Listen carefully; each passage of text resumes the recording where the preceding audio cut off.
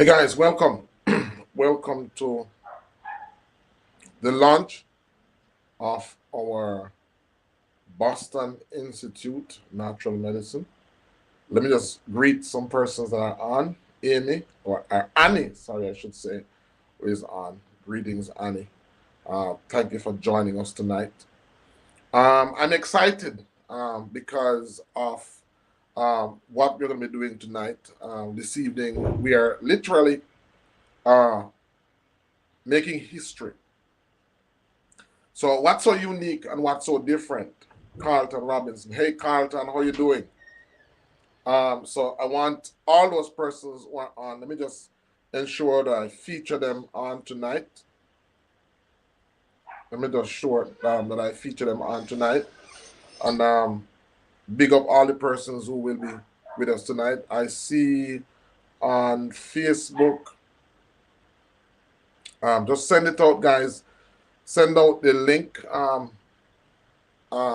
so that I'm going to share with you the genesis. We have some, we're going to be going live tonight with the launch of our college. So at tonight we're going to be launching the college. We're actually going to be launching. So there are persons literally waiting to join and to be among the first to be registered. So I'm going to be going over what's so unique about the Boston Institute of Natural Medicine. I'm going to be talking about indigenous Caribbean medicine. What exactly is indigenous Caribbean medicine? And why this is going to be so revolutionary. Why what we are doing is going to be a huge disruption to the system and why you need to be a part of it. I'm going to share with you my experience, my journey, the persons who impacted me and who impacted, um, ICM for what it is tonight. We have launched 2 times already on 2 different platforms, and we have had to change those platforms. And so, what we're doing now is, after years of assessment and years of reviewing what we've had, this is what we've come up with. So I see Debbie. Hi, Debbie from New York City. Thank you, Debbie, for joining us tonight. Share the link with somebody else. Share the link with somebody else. We want to get out as much persons as is possible. I'm excited about what we're going to be doing tonight because it's not just for me. What we're doing is going to be revolutionary, not only for Jamaican, but for the Caribbean and for persons in the diaspora. Just came back from New York and met some wonderful persons there. Want to shout them out. Want to shout out and say thank you to Pastor, my very good friend and brother, Pastor Carol Hamilton, who hosted me, and very well, and also Christopher, who also hosted me in Brooklyn. And these are just some of the persons who have contributed to making this program what it is. Hey, Carlton, good to see you. Sorry for not being on. Hey, Navlet, good to have you, Navlet. So I'm going to be talking about why we haven't been on for the times that we haven't been on. We haven't been on for some time now. And the reason for that I'll be talking about a little bit, but I'm going to share with you. It's going to be worth it. It's going to be worth it. It's going to be worth it because we've not. And if you notice, our schedule has somewhat been a little erratic. Want to also give shout out to our new social media manager, Nathan McGee. Nathan is behind the scenes and he's making it happen. I'll do a video one day to introduce you to the team, to the team that works behind the scene, in helping us as we grow. I started out with just me alone, and now we have maybe over 12, over a dozen persons on our team that work with us to do what we do from different locations, some remotely, some from on-site locations. But I'll talk with you about them. Junie K from Cape Cod. Welcome, Junie. And we have Loved by God. Good afternoon. Let me know if you're joining us from Loved by God. And also I see one person that has joined us on Facebook. So we're streaming live through our Facebook, through our YouTube channels, and through a number of multimedia platforms. But I'm excited to be here today. I want to talk about the Boston Institute of Natural Medicine, what's different about what we are doing, what to expect. Tonight, I expect to launch, so if you go to our site, icmwellnessmarketplace.net, you won't see the courses. Tonight, we intend to turn those courses on tonight. All right, so tonight we intend to turn those courses on for persons who want to sign up. I'm going to talk to you about the vision behind the program and what we have managed. Oh, you're in Michigan. So Love by God is in Michigan. Thank you for joining us. So do share, do send it out to as many Jamaicans, to as many Caribbean people, to as many persons around the world that you can, because we're going to be creating history tonight. The theme is, and thank you for joining us.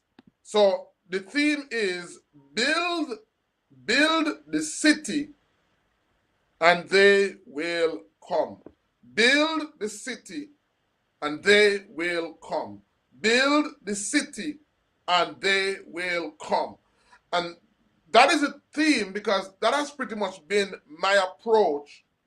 Annie's in Portmore. Hey, Annie, welcome. So that has been my approach in what we have done. So I'm going to go into a little detail in terms of what is it that we have done, what is that we have built. I'll talk to you about what I call the ICM ecosystem, right? The ICM ecosystem, because we are more than just a college. I'm going to talk about what else constitute the ecosystem that makes us, yes, build the city. That's it, loved by God. Build this city and they will come. So I'm going to talk about what else constitute our ecosystem. But I want to start out, because I don't want to be long with you tonight, but I want to start out by just sharing with you how this all began. And I want to share with you why it's important because one of our motto, one of my wife and I, our personal motto is to help persons to become better versions of themselves. And anything that we do, anything we get involved with, that's pretty much our underlining goal, our underlining objective. A lot of because so it's not for money, it's not for glory. It's our goal is really to help persons to become better versions of themselves. And so, hey Quincy, from Guyana, welcome Quincy. You know, we believe that whenever you meet a person, what you actually meet is a version of that person at a particular time in their life. And so, with that understanding, it causes us not to judge persons, right? It causes us not to judge persons. Because if somebody did something to you a month ago, a year ago, that person who did that right or that wrong to you a year ago, after 1 year of going through different experiences, that person that you meet 1 year is not the same person that you met a year before. What you would have met now is a version of that person. Jeffrey Richards, welcome Jeff. And Barbara Richards from Kingston, welcome Jeffrey. What you would have met is a version of that person. And so we firmly believe that what you meet when you meet somebody is a version of that person. The version that you meet is who that person is based on the knowledge that they have, based on the experiences that they have up until that point. And so somebody who hurt you a year ago, or a version of a person who hurt you 1 year ago, may very well be a very different version of that person 1 year after. They can either be a better version or a worse version. So can you imagine you not choosing not to forgive that person? You would have held that person in unforgiveness based on a snapshot of who that person was in a particular time of their life. And so it means that everybody is redeemable. Everybody can change. Everybody has potential. Everybody is filled with ability. And so because of that understanding, Our goal, that's my wife and I can talk for her, our goal is to focus on helping persons to become better versions of themselves. So if I meet somebody who hurt me, somebody who abused me, somebody who took advantage of me, what I'm saying is that you don't have to be of that version. You can be a better version of yourself. You can be a better version. And so we can choose to help persons to become better versions of themselves, or we can choose to help persons, or we can contribute to making persons worst versions of themselves. So that is what motivates us. That is what drives us. And so there's no better way to do that than through health. So you meet a person a month ago and that person was sick. Well, guess what? You can choose to help that person through knowledge, through information. You can help that person to become a better version of himself. And so I like to think of myself when I look back at persons who I meet, even if the relationship went bad, what I look back on is, did I help that person to become a better version of himself? If that happens, I can sleep and I'm comfortable. And so I'm talking about that because a couple of years ago, so I was involved in reading. I was reading instructor. That's what I used to do. And this is basically how the whole thing started for us. That's what I used to do. Help persons to learn to read, because that's a long story, because I learned to read when I was 12. I know what it feels like not being able to read. And it was because of a teacher who helped me. She took her lunchtime to teach me to read. And that helped me to become a better version of myself. And so for about 10 years or more of my life, I spent helping persons to read, to help them to become better versions of themselves. But while I was doing that, I remember I was in my office one day in Montego Bay, and I was getting ready to prepare for the next day, you know. And while I was there in my office, I felt a very uncomfortable, excruciating pain in my scrotum. I didn't know what it was because, you know, I was never sick in my whole life. And so I ignored it. And then, not long after, I felt the pain again. And this time when I felt the pain, I was trying to get up to tell my wife, who was in the next room, that I didn't feel well. The pain felt as if when you get a very hard hit in your testicle. That's how it felt. And I somewhat collapsed on the floor, and she came out, and luckily we were right at the foot of Cornell Regional Hospital, right at the hill foot there. That's where we had our classes. And I was rushed to the hospital, and that's where I learned that I had gallstones. Now, a million thoughts were rushing through my mind. And I'm glad that I have social media, because you know what? I can talk about this as long as I want to. I'm not paying for airtime we have to run, because I really want to share this with you. What motivated me? How did this all start? How did I get involved in natural medicine? So here it was. I went to the hospital, and no, I was born at Cornell Regional Hospital, but I've never been there since. Never been sick in my life. It was the first time I was being sick. And I remember when I went to the hospital, what I was focused on when I heard the name gallstone, because that's what I was diagnosed with, gallstones. And back up a little bit, because I'm not sure. I'm sure it was after or before, but I remember having 2 gallstones attack.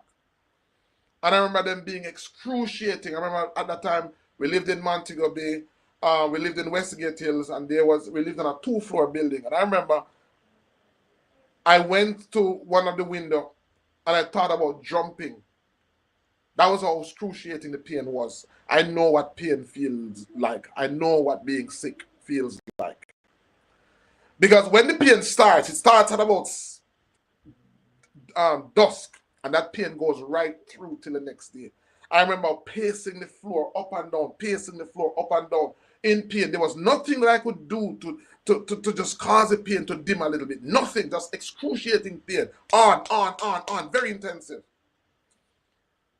And so I remember when I went to the hospital and they said I have gallstone. Now, when they said gallstone, I was very frightened because you never want to hear the word stone being inside your body. Because gallstone would suggest that there were stones, because this was I didn't know anything about health. This suggested that stones were inside my body, and that to me was frightening. And so a million thoughts ran through my mind. How did the stones reach there? Am I going to die? Was I ready to die? I was very young. I was in my 30s. Am I ready to die? Was I going to die? How long did I have to live? I mean, is the surgery going to be expensive? Would I be out of commission for a while? A million thoughts ran through my mind.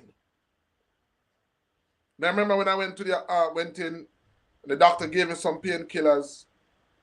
When I left the hospital, I started to think, and what I started to think about, because anybody who knows me knows that I'm somebody who consumes information. I spend hours just reading and learning. My hobby is learning. My hobby is acquiring information, because I'm one of those persons who believe that I should always acquire information for when I need it. I must always be in the know. And it dawned on me that I knew so much about the topic of reading and teaching persons to read. I knew so much about the topics of the sciences and so on, but I knew very little about my body. Dawned on me. How could I know so much about so many things and know so little about my body? Then I started to think, I have only one life, one body. And I know more about so many subject areas than I do about my own body. And I started to think, because when that happened to me, it was like a shock. I couldn't believe. I knew so much about cryptocurrency. I knew so much about trading. I knew so much about so many subjects. But I knew very little about my body. How did that happen? And I kept on for days thinking, how did that happen? How did that happen? How did that happen? How did that happen? How did that happen? How did that happen? And especially, how did that happen to me?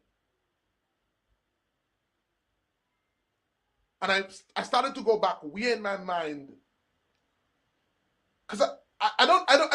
For me, it's not just what happened; it's why. I've always asked the question why, not what. Because if we answer the questions to why in life, then we are attacking the problem at its root, not what, but why.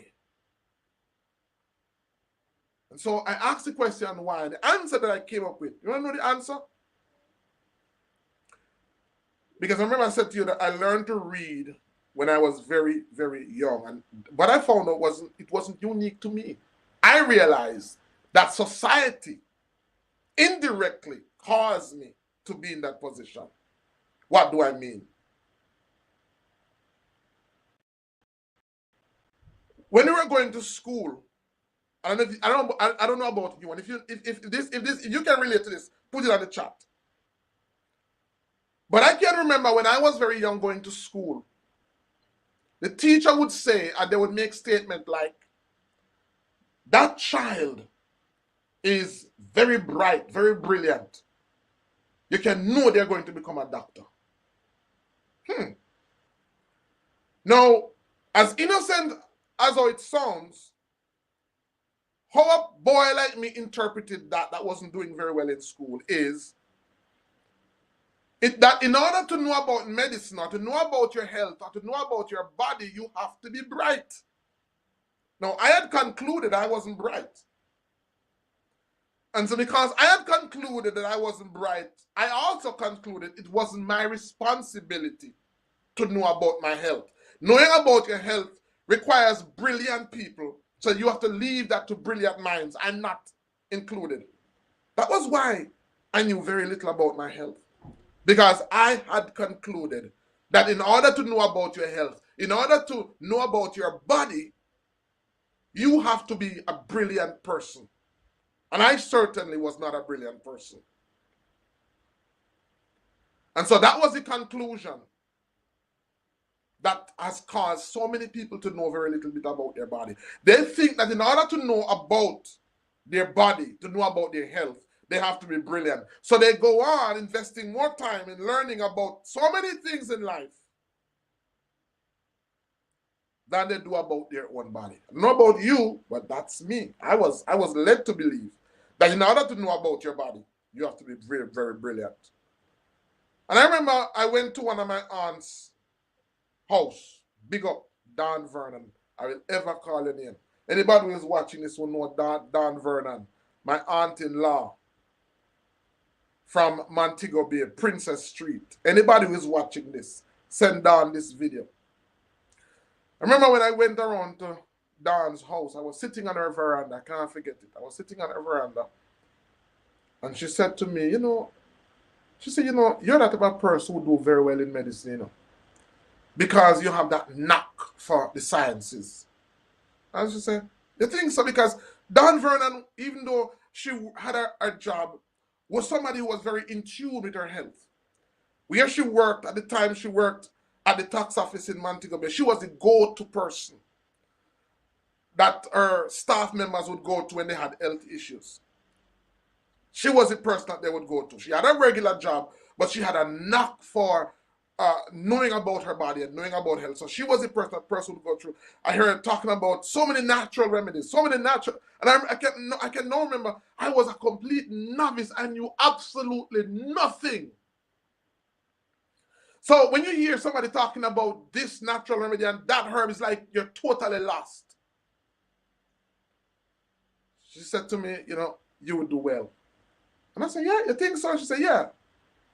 So I can remember I went to the evening, I believe it was a Friday. And I went online and I started to look up herbal colleges, herbal school.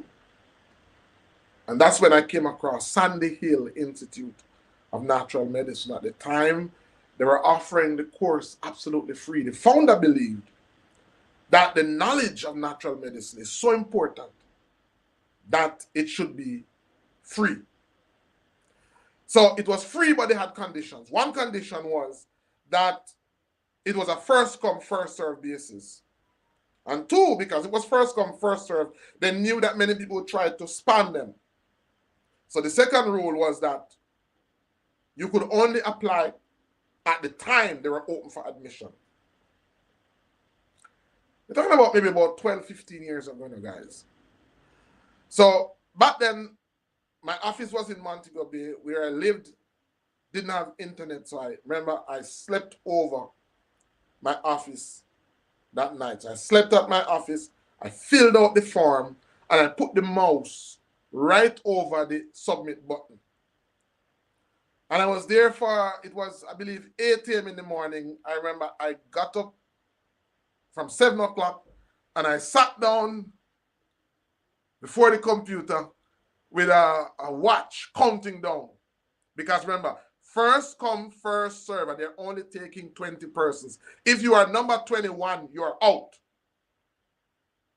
First come, first serve. Can't click it before, can't click it after. You have to click it within the 60-minute period allotted. And you have to be, so I'm thinking I'm competing against hundreds of persons around the world. So I was there. And I remember as it count down, as it reached 8 o'clock, Junkie case, I paid over 2,000 years for mine. I hit submit. And when I hit submit, I was wondering, did I get through? Did I get through? Did I get through? Did I get through? Not long after I checked my email, and there it was. The email that changed my life. You have been granted a position. That was it. That began my journey into natural medicine. And it was a whole new world for me. I was consumed with the knowledge that I was learning. I was dumbfounded by how the knowledge was different from how Western medicine is constructed. And I decided after studying that I would go into practice. And that was how I started out in natural medicine. The journey has been a very difficult one, very challenging one, because while I was doing my studies, I made a number of observations. I remember I was doing a course called Liniments, Oils, and Salves. That's a course in which they teach you how to make compounds, herbal compounds. And when they send you the list for the assignments, all the herbs were herbs that I would have to purchase from overseas. And I started to think, no, back up, that time also was a period of time when Jamaica was getting a number of hurricanes or a number of storms. So it meant that there were lengthy delays at the ports of entry. So products would be out for a long period of time. So I'm thinking, I said, so I'm doing a course in natural medicine. I'm in Jamaica, the land of wood and water. And all my material, I have to source them from overseas. Suppose I'm going to practice, and when I start practicing now, and I need to make medicine, something like this happen, how am I going to make medicine for my clients? Just one of the thoughts I was having. Because I like to go to the root, you know. I like to think about things from the root, how things affect what. And so I remember I had two experiences that impacted me, and that has contributed to why I put this course together. One of them was, or three of them was at one. While I was, because one of the conditions for being enrolled in Sandy Hill was that you had to have what is called a local proctor, somebody in the field of natural medicine who would be willing to invigilate your exams and who you would work with in a practical sense. That was very difficult. I couldn't find anybody. Even though there were so many persons who practice natural medicine, nobody was willing to show me, nobody was willing to share with me, nobody was willing to guide me. I remember in one instance, I went to a practitioner who I'm related to. Don't want to call their names. And I remember that particular practitioner knew that I was waiting outside because I needed the person to come and help me, and the person was in the office, and I was outside for hours and they didn't come out because they didn't want to show me. So I was out there and the person didn't want to come out. So I began to now just go around the shop and look at the person's compounds, look at the person's formulation to see if I could make sense of through observation. So I looked at the formula and I looked at the herbs, and what impressed me was that this particular person, most of their compounds was composed of Jamaican herbs, not American herbs. So I was even more excited and wanted to connect with that person, for that person to guide me. The person didn't come out. And I needed to connect with the person in order to complete my assignment. The person didn't come out. Went to different persons to try to ask me. All they would need to do is just to submit their name, their telephone number, their email address, so that the college could communicate with them that they were willing to be my proctor. They were willing to supervise me. They were willing to, and that they wouldn't be biased or anything like that. Couldn't find anybody. Found one person, Dr. Alvin Morales in Kingston. He was the only person who was willing and excited about helping me. So I owe a gratitude of thanks to Dr. Alvin Morales. He was willing to take me under his wings, and he was willing to show me, to share with me what he knew. And I'm for the rest of my life, I will be immensely grateful, and I love him with all of my heart. I love him with all of my heart. I know what it feels like to want to learn, to want to know, and nobody is willing to engage you. So that was one experience that impacted me. The fact that there are so many persons in Jamaica, but they were unwilling. And I also found out that in the field of natural medicine in Jamaica, so many persons are selfish. They're afraid to share what they have, to share what they know. And that is one of the reasons why natural medicine in Jamaica is what it is because so many great herbalists have died with the knowledge that they have. And I made a vow that this will not happen to me. I will not die with the knowledge that I have. I'm going to share it. And I'm going to share it. It's the reason I'm so passionate about what I do. They say who feels it, knows it. So here it was. I had that experience. The other experience I had, as I said, is that all my assignments required me to use herbs that I had to buy and import. And I couldn't see that as being sustainable because one, it would mean that I wouldn't get the raw material that I need when I need it at times. And two, when I do get the raw material, it's going to be so expensive that I'll pass it on to my clients and it's not going to be sustainable. So I need to learn to use the herbs. I made a decision at that time that as a practitioner, 90% or more of my raw material is going to come from Jamaica and the Caribbean. I subsequently found out that a lot of these herbs that were required of me to use were also found here in Jamaica, just that they were known by different names. So that was a very important turning point in my life. A lot of the herbs that were required for me to use, that we know that are so well known in Western medicine, are found in Jamaica, but they are known by different names. Very important that you learn that. So now I said that my medicine is going to constitute using material that's grown here in Jamaica. So I set out on a journey to connect with the local indigenous healers. And that's the reason why I have so much utmost respect for the herbalists who didn't go to school, those who didn't go to college. They have an overwhelming knowledge of how to use Jamaican herbs. But what they don't know is why they use them. They have the traditional knowledge, but they don't have the scientific knowledge. So they know what to use, but they don't know why. This is where our country falls down. This is where our government falls down. This is where the University of the West Indies falls down. This is where the intellectual community of Jamaica has failed us. This is where the government of Jamaica has failed us.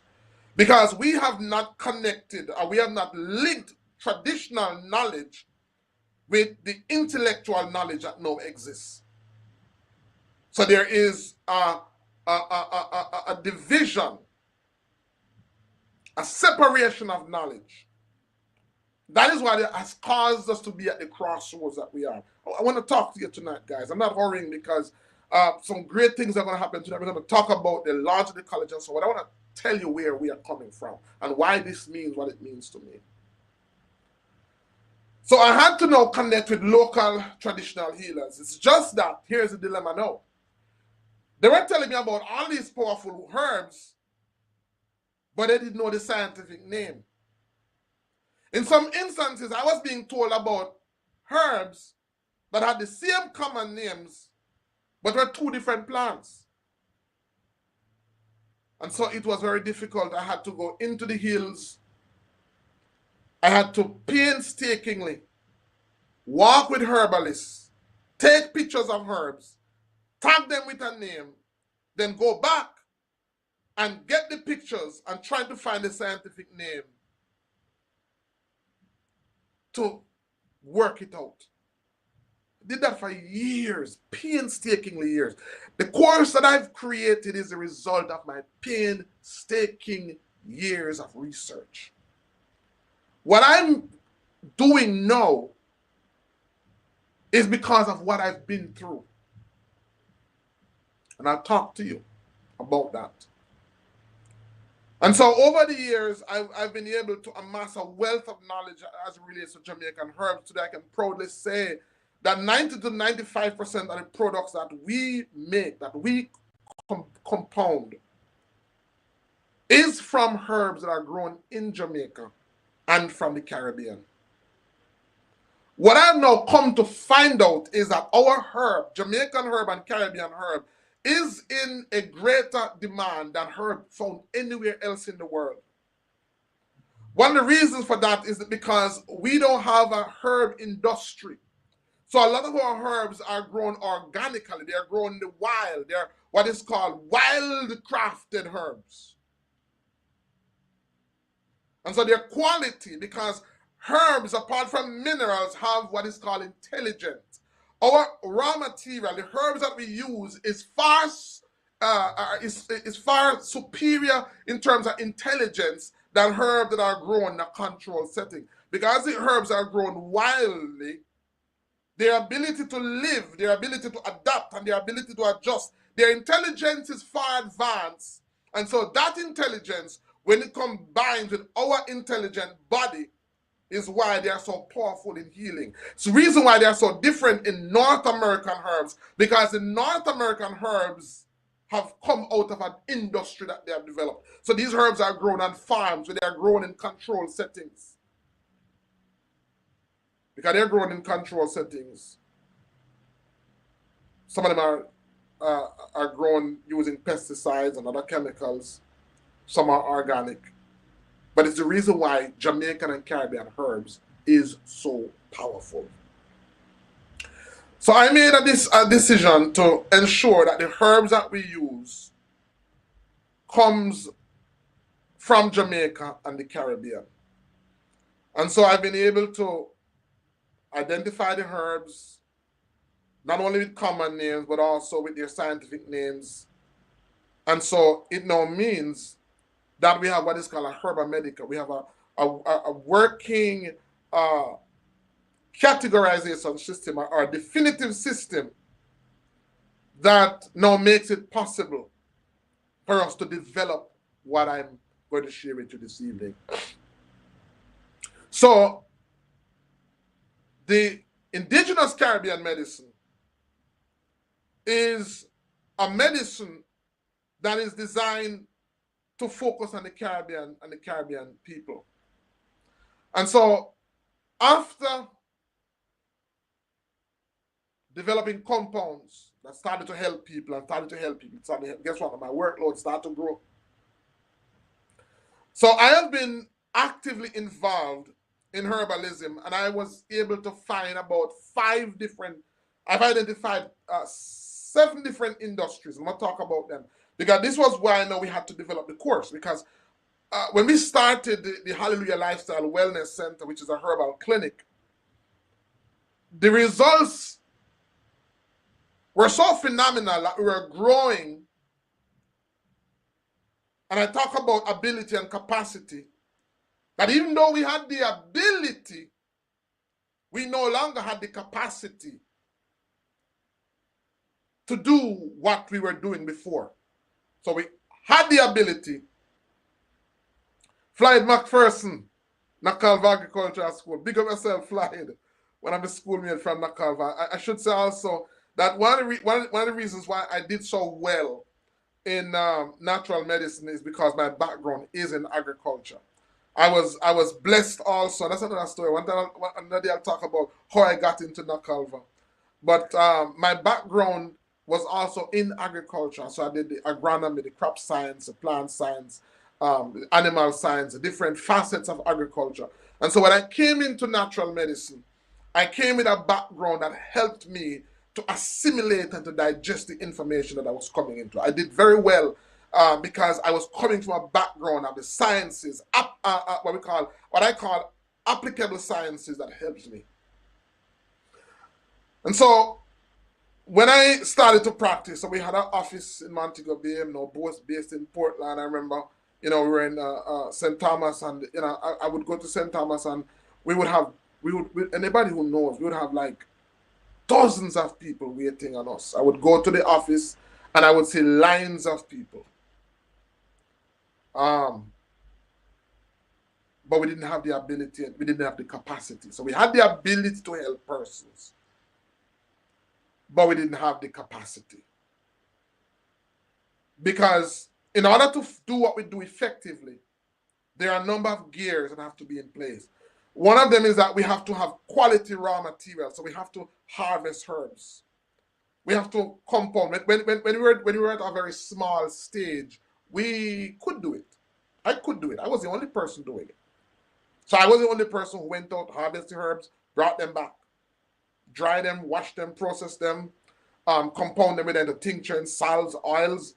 I was the only person doing that. Then I was the person who did the labels. I was the person who did all of that, and also consulted and also sold the persons the medicine. I mean, a whole lot of work. Now we have a team that helps us to do that. But it was when I tried to upscale our capacity that I realized that I couldn't go any further, because I need a team of persons who are trained.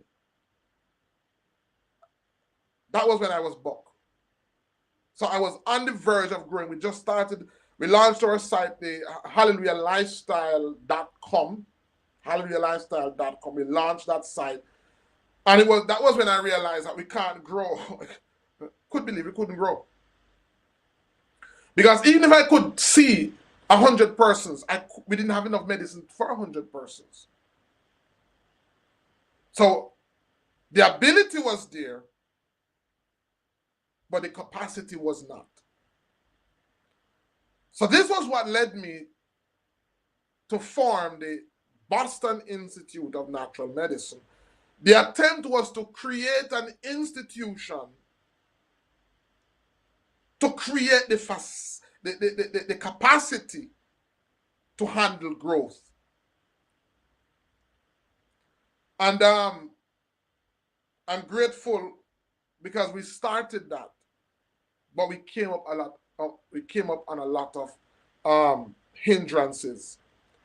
So I identified about 6 different industries when we were getting ready to launch our website, Boston Institute of, HallelujahLifestyle.com. So I identified 5 different industries that can be distinct and independent industries. And I'm going to go through them because that also determined how we built the course, how we built the courses that we offer at Boston Institute and why we do them the way we do them. So let me just talk about the industry. So we identified what we call the herb harvesting industry. That is maybe one of the most obvious industries. There is a very lucrative industry of harvesting herbs and selling it, because people in the diaspora, people of Caribbean descent in the diaspora, this is what they're accustomed to. When people in the diaspora get sick, whereas where they live, those persons, their first option is to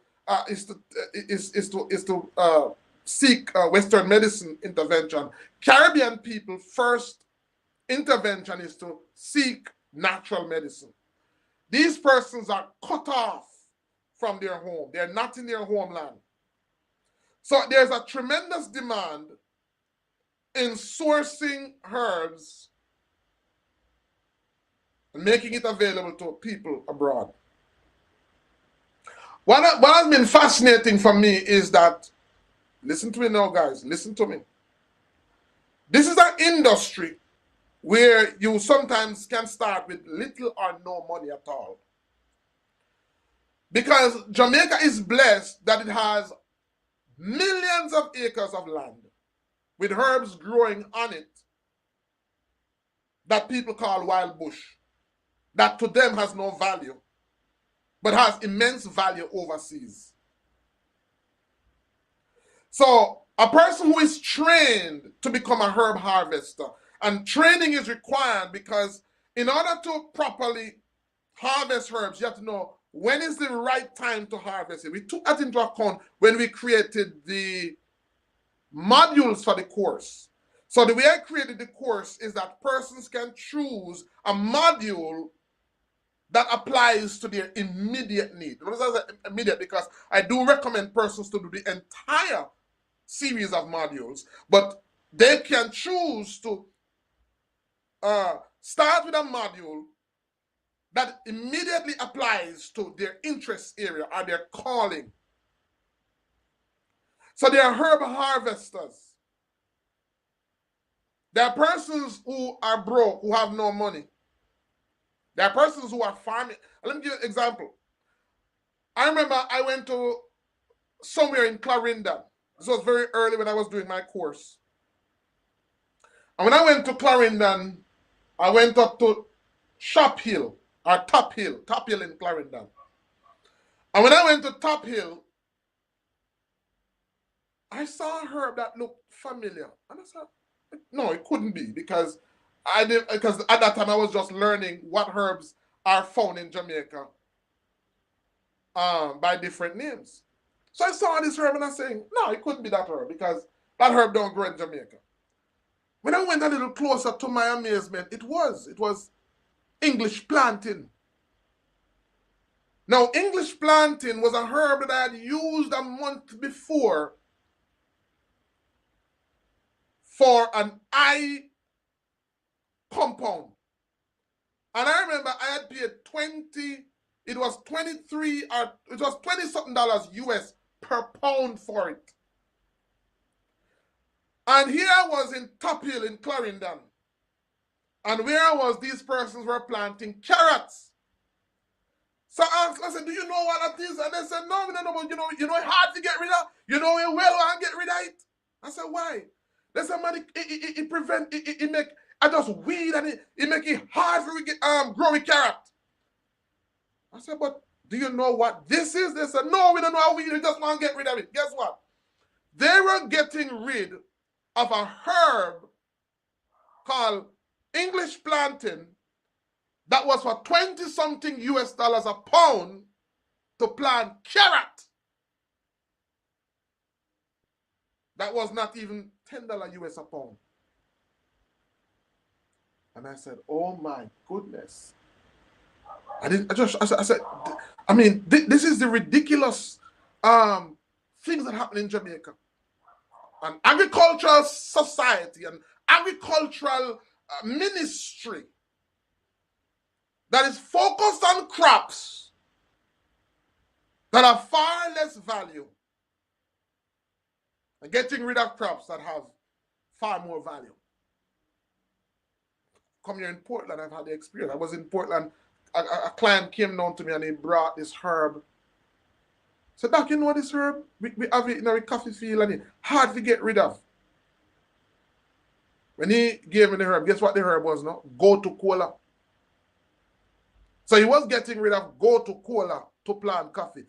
Somebody just Google the price of go to cola leaf. When I was going to Nakalva, they taught me that, Fly, remember this in our handout, they would teach us that weed is any plant growing where it is not wanted. That was the definition of a weed. Any plant growing where it is not wanted is a weed. So, in this case, these valuable herbs were considered to be weed, but because we were trying to plant carrot. So, herb harvesters, there's a tremendous opportunity for persons who have large acreages of land, thousands of plants on it. They could do the training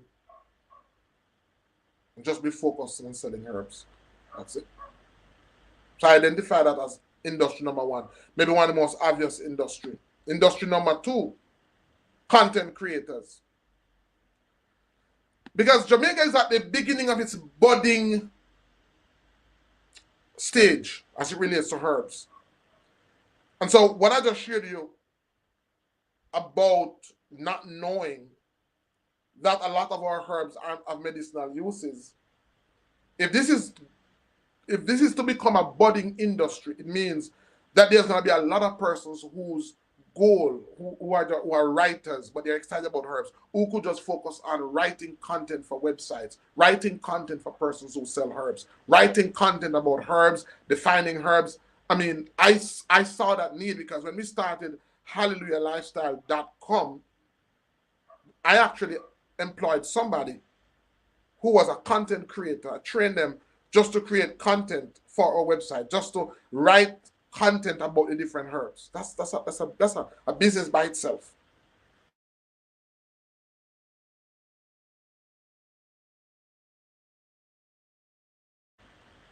Industry number 3, consultants. Persons who consult persons as it relates to herb, as it relates to their health, as it relates to how they can improve their health. These are persons who may never make medicine, who may never harvest. Their work or their calling, their passion may just be to consult. We designed the course, and there's a module for a person who just wants to do that. For a person who just wants to harvest herb, you can do that. That's number 3. Number 4, dispensers.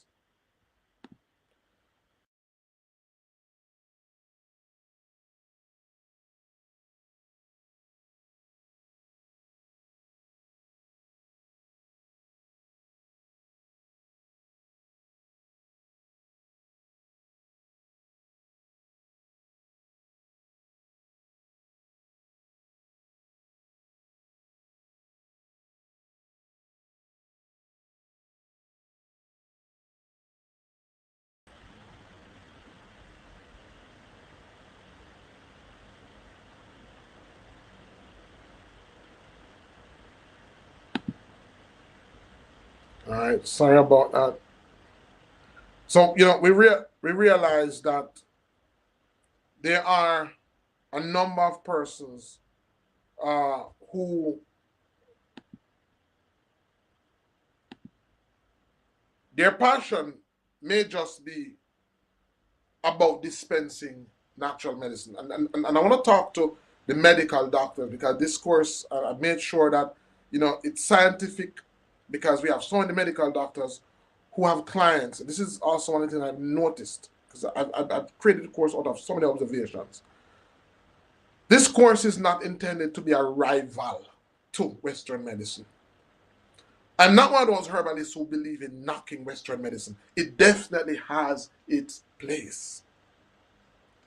This is not an attempt to create a rival to Western medicine. My goal is to see something that will complement Western medicine. And so there are a number of medical doctors who they have clients. Whether you want to accept it or not, it's a reality, it's a fact. A number of you medical doctors have clients who use herbs as the basic, as a primary source of their health care. And they do it sometimes without you, medical doctor, without your knowledge.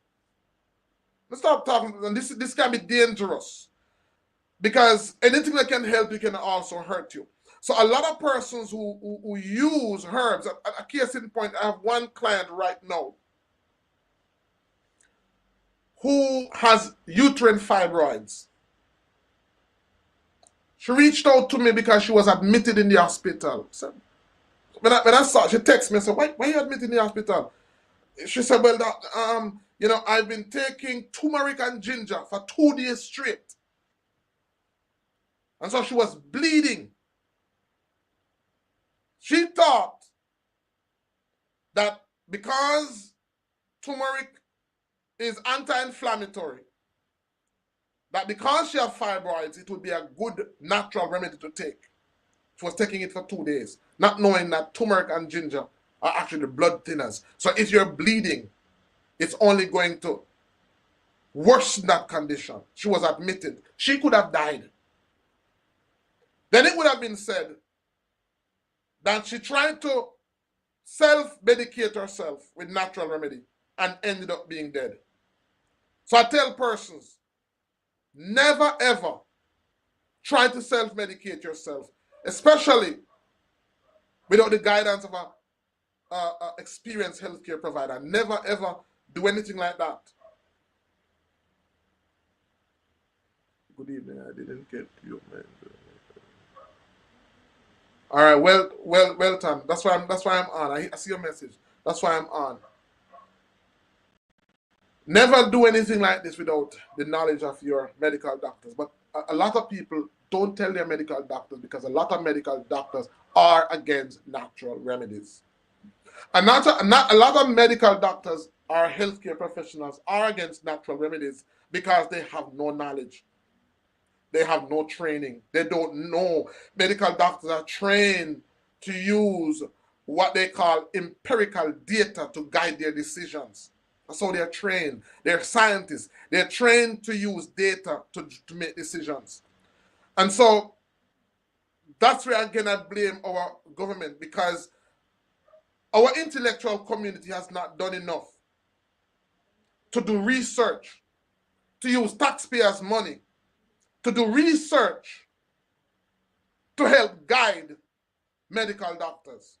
So even though there may be data at the University of the West Indies that can help guide doctors as to dosage, as to frequency, as to so on, they don't have that. So because they don't have that, they can't guide anybody. So one of the reasons why I've done this course is to actually help those doctors, those medical doctors who want to actually help persons, but who their training has not been sufficient in providing them the knowledge to guide their clients. Then the course is really designed. It's really designed to kind of give you an idea as to the knowledge of herbs so that you can better guide your clients.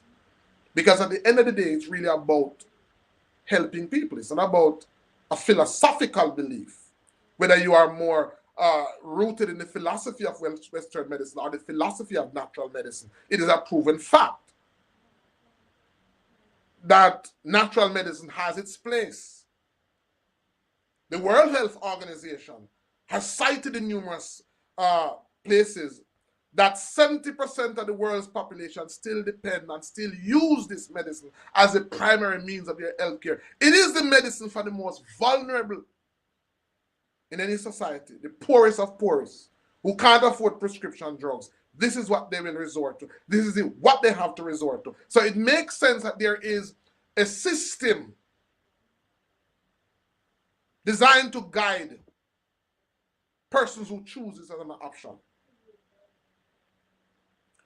And so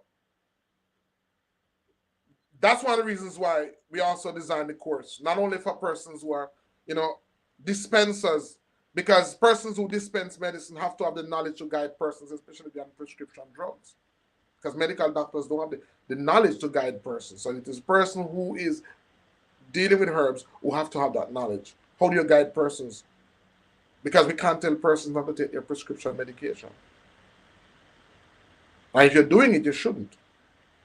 That's a decision that persons have to make for themselves. Our goal is to give persons knowledge as it relates to safe, natural alternatives. Then we have formulators. It's a tremendous opportunity for persons who want to go into the business or the field of formulating medicine, whether it be soaps, oils, salves. That is also in the training. That's number 5, by the way. Then number 6, this is an interesting one. And this is very recent. So because of what I do, I realized, and by the way, there are people who come to us almost every week now from abroad, every week from New York, from England, from Canada, that comes to us. We have 2 offices, Morant Bay and Port Antonio, Portland. We have people who come to us every week. At first it used to be one every now, but now every week people come. And because they want to get help. And what we find is when a lot of these people come, they want us to take them into the field, into the wild, to learn or to identify or to know these herbs.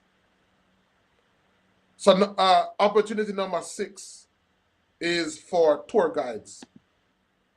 There's an increasing demand for persons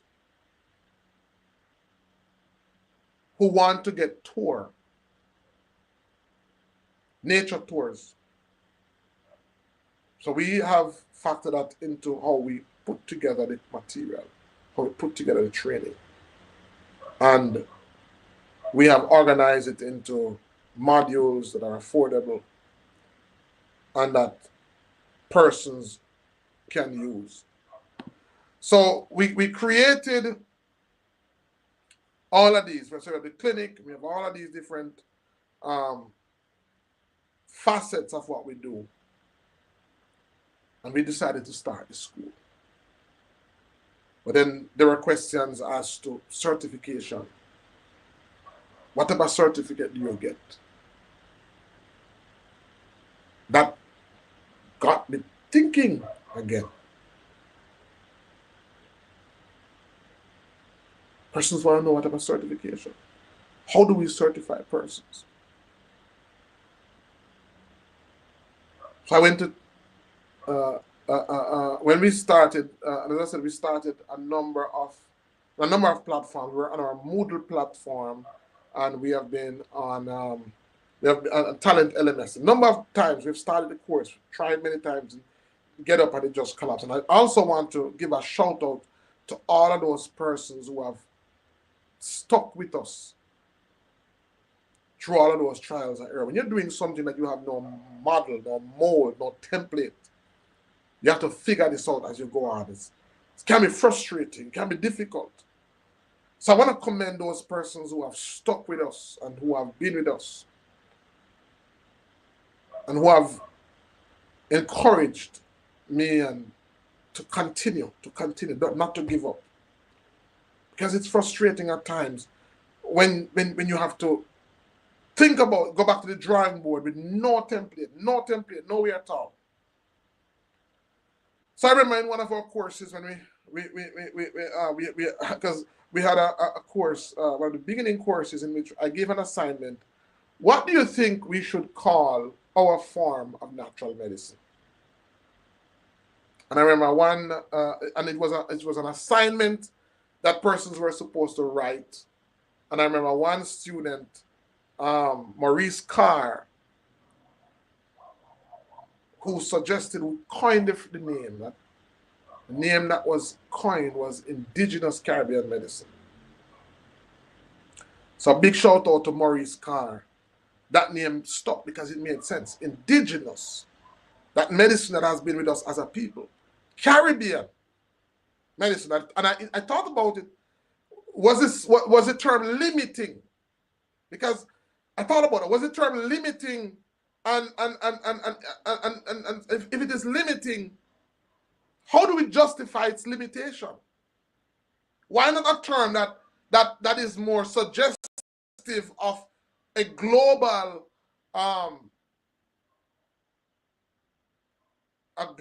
reach? Especially how when you start to study indigenous Caribbean medicine, you realize that African medicine impacted Caribbean medicine. So should we use a term that would include Africans? And as I thought about it, I said no. And by the way, my goal is to begin to travel to Africa, because in organizing indigenous Caribbean medicine, it has been impacted by African medicine, but it is very different.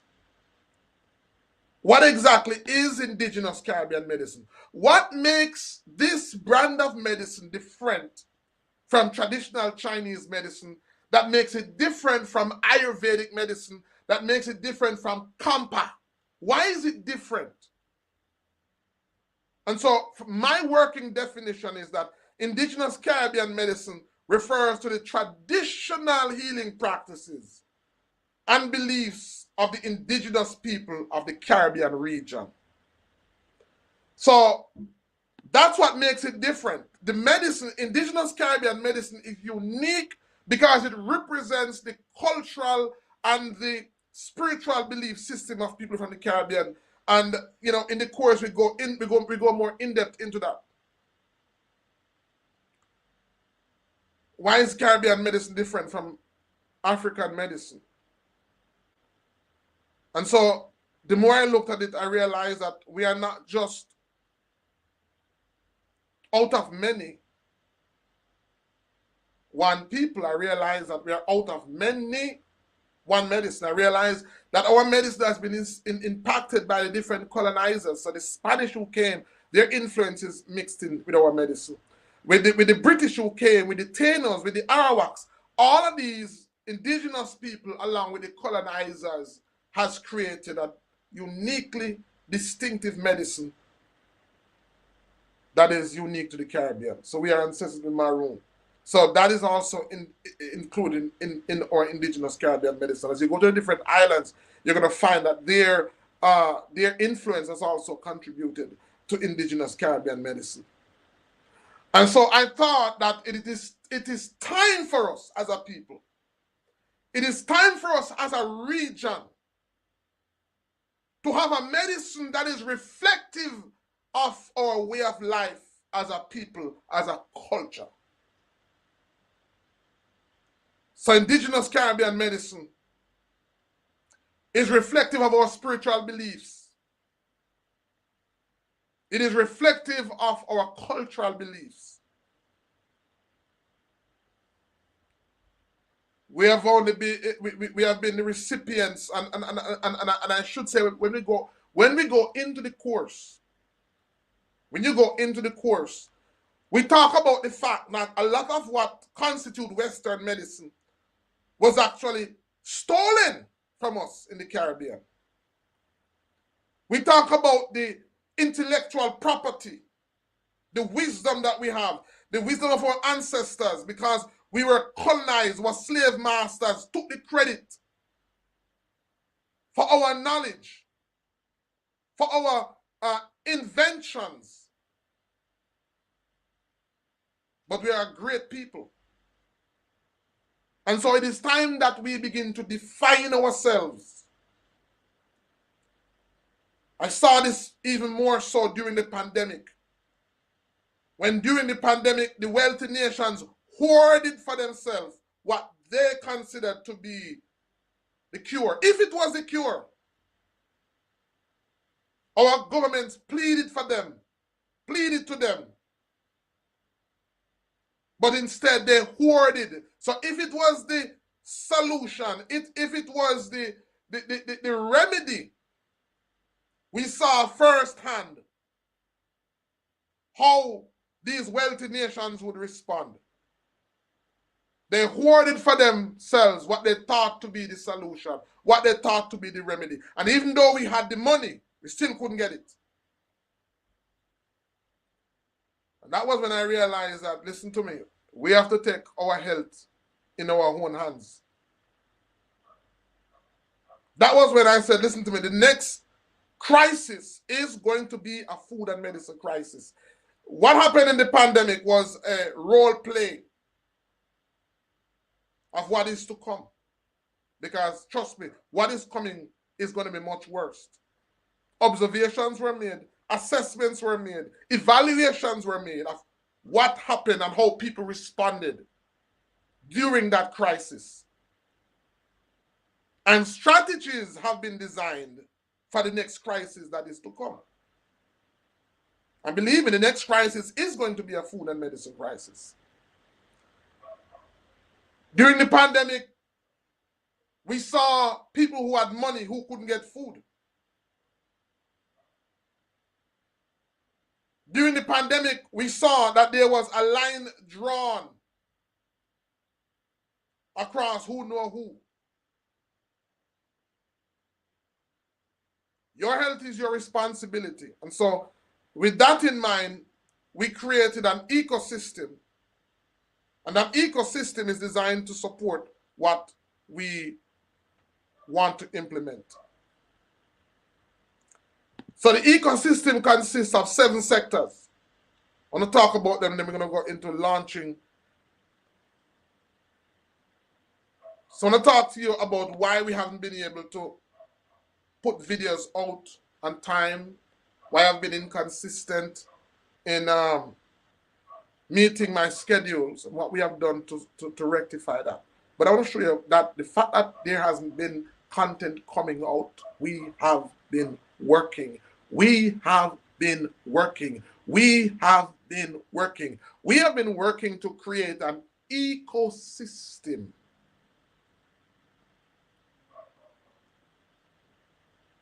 Hey, Patricia, how are you doing? We have been working to create an ecosystem because I realize we cannot look to the government. We cannot look to the political persons that we have elected to take care of us. So we have to take the responsibility in our hand.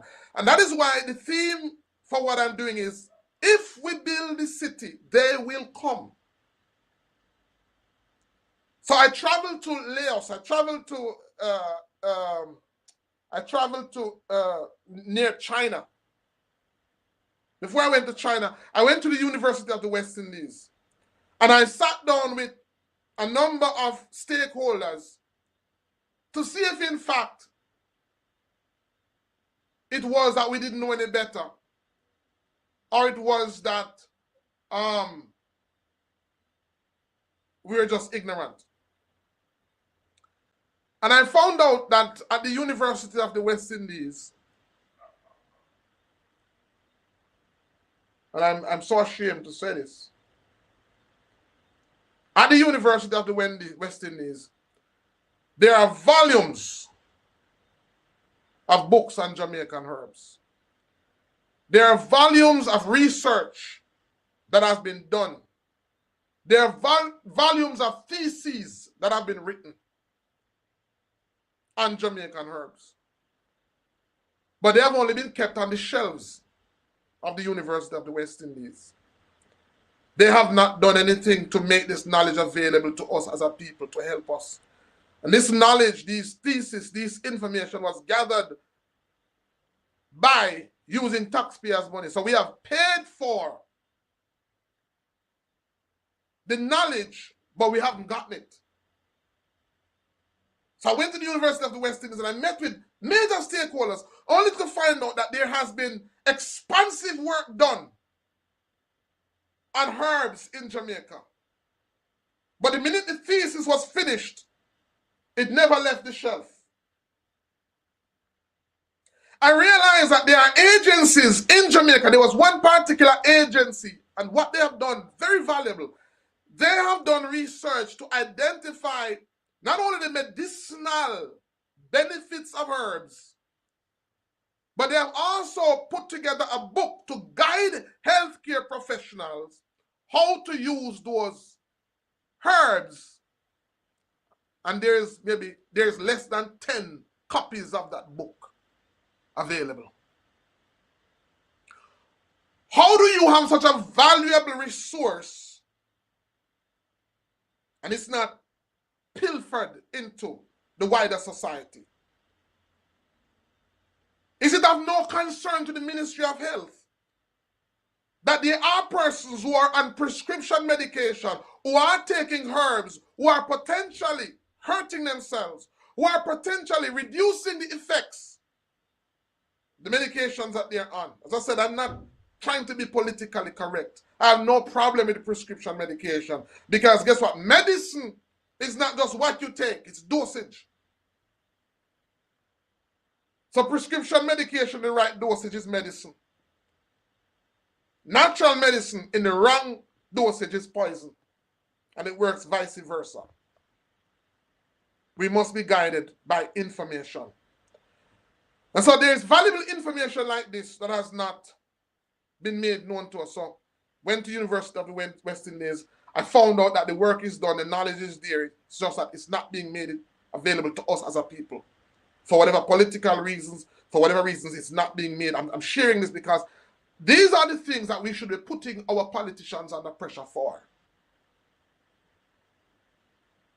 We tend to put them under pressure for some insignificant. I'm telling you, the next crisis is going to be a food and medicine crisis. How is it that so much work has been done and it has not been made available to benefit us? So I went to Laos, I went to China to look at a model. I wanted to see a model where Western medicine was being used alongside traditional medicine. Went to Laos, went to China, met with the officials. And by the way, I want to give a big shout out to Laos. I want to give a big shout out to my friend Yassar, who sponsored me to come to Laos, and the government of Laos, who were so open and so transparent in sharing and willing to learn, willing to share information. So they were saying, I met with all the stakeholders. I met with the minister, one of the minister of health.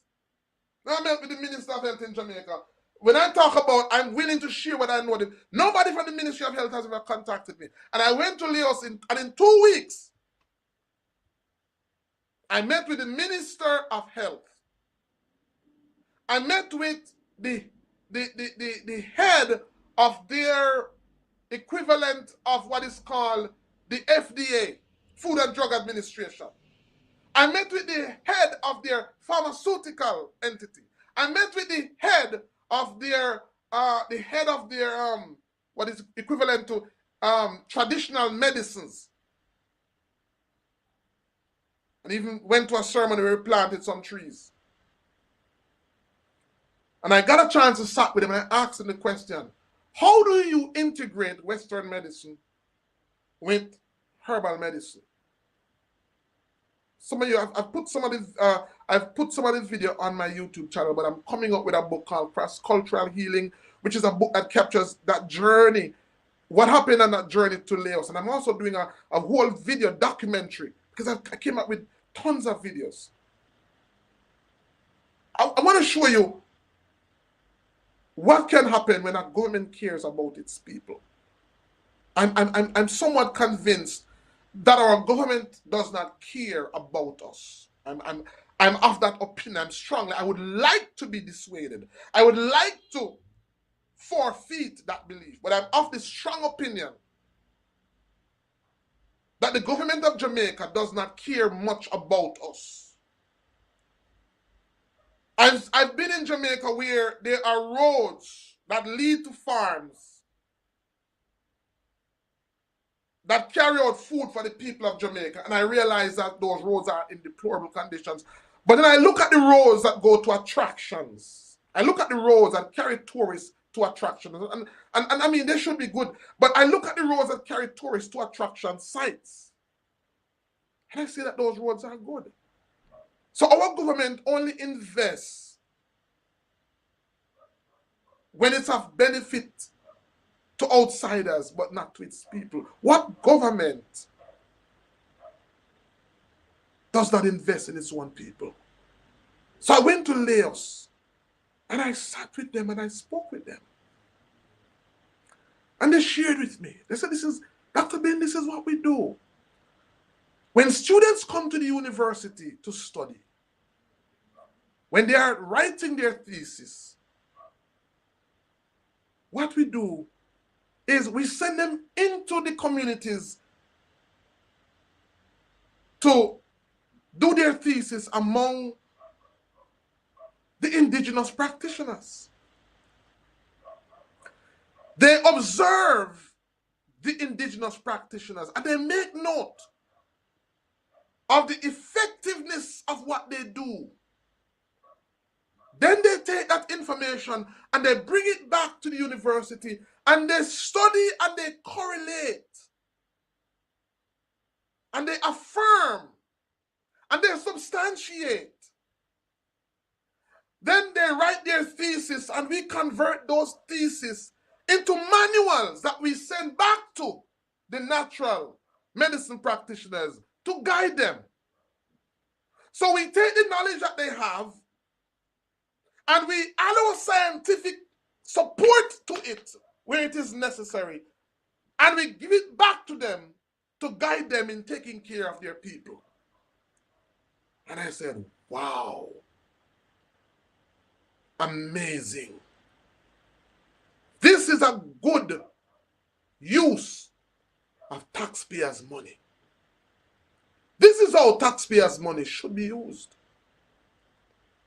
Because a lot of what happens at the university is being funded by taxpayers. How do I get a profit on what I'm funding? So my child never went to the University of the West Indies. So you're telling me that because my child never went to the University of the West Indies, my input, my support cannot benefit me? That if my taxpayers' money is spent at the university, if I don't have a child to benefit directly, I can't benefit. Even though my money helped to pay for research, those research don't come back and benefit me. If it's even to help me as relates to my health, I am of that belief that we should benefit. So I came back to Jamaica.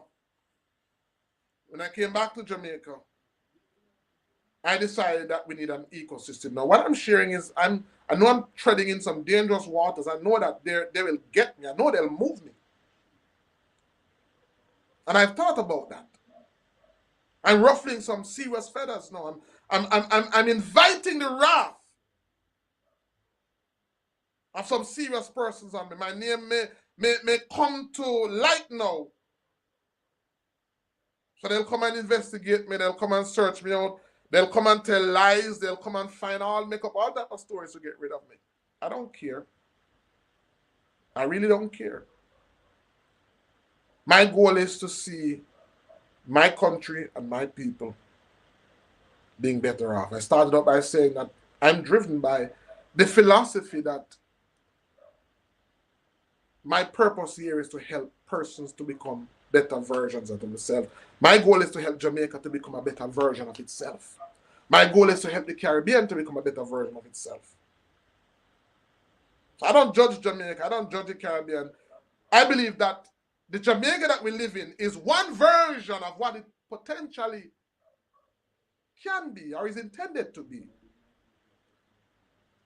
The Jamaica that we live in now is a version. It's not Jamaica in its entirety. It's a version of Jamaica. Those of us who lived during the 1980 election, they experienced one version of Jamaica. The 1980 version is not the present day version. And so the decisions that we make that contributes to what version. I remember I talk about Don Vernon. Don Vernon helped me to become a better version of myself. She shared with me an opinion, a recommendation that has helped me to become a better version of myself. From her opinion, from her recommendation, we have helped so many persons who would have not even known her. So we can choose to create better versions of what we experience, or we can choose to create worse versions. So we created the ICM ecosystem. So one of the first segment, or one of the, what I would call segment or arm of the ecosystem is the Boston Institute of Natural Medicine.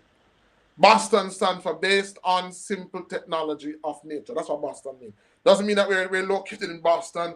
Even though I'm in Portland, doesn't mean that we're in Boston, near Boston, Germany. Boston just means based on simple technology of nature. So we created the Boston Institute, and the Boston Institute has one primary function, and that is to train persons to be skillful in the 6 industries that we identified. That's the Boston Institute. And then we have the IGICM. Because remember I said that people sometimes ask, is the course accredited?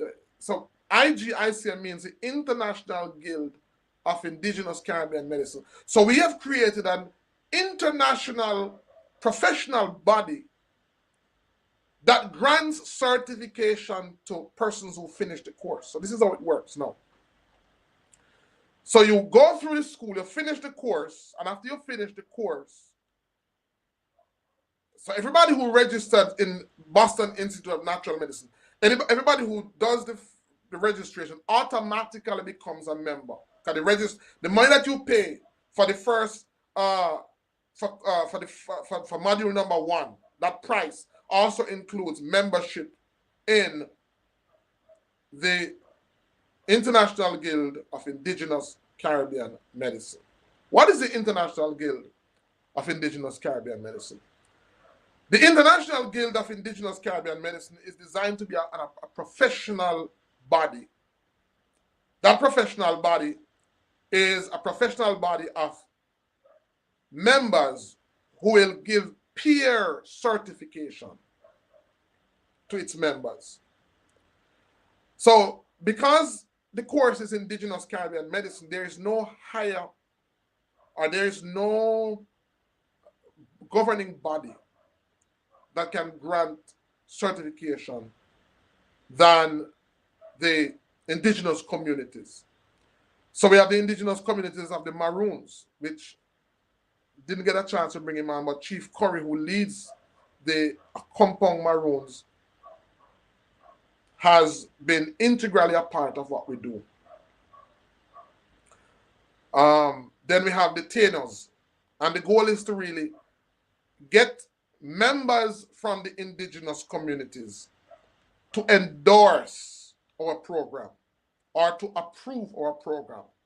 And by endorsing our approval, what they're basically saying is that the medicine that Boston Institute offers, the course that Boston Institute of Natural Boston Institute offers, reflects the principles of indigenous medicine that we know. That is the approval we are looking for. Indigenous communities to say that our approval of the program is to say that the course reflects how our ancestors practice medicine. And I'll talk more about that. And so we have gotten the endorsement. I'm going to make those available. I'm going to try to get them in written form, the endorsements of the indigenous communities of Jamaica that says that our course reflects how indigenous medicine was taught by our ancestors. And so IGICM is a professional entity that when person finishes the course, there's 5 levels. And our website is igicm.org. If you want to look at it, igicm.org. IC, no space, igicm.org.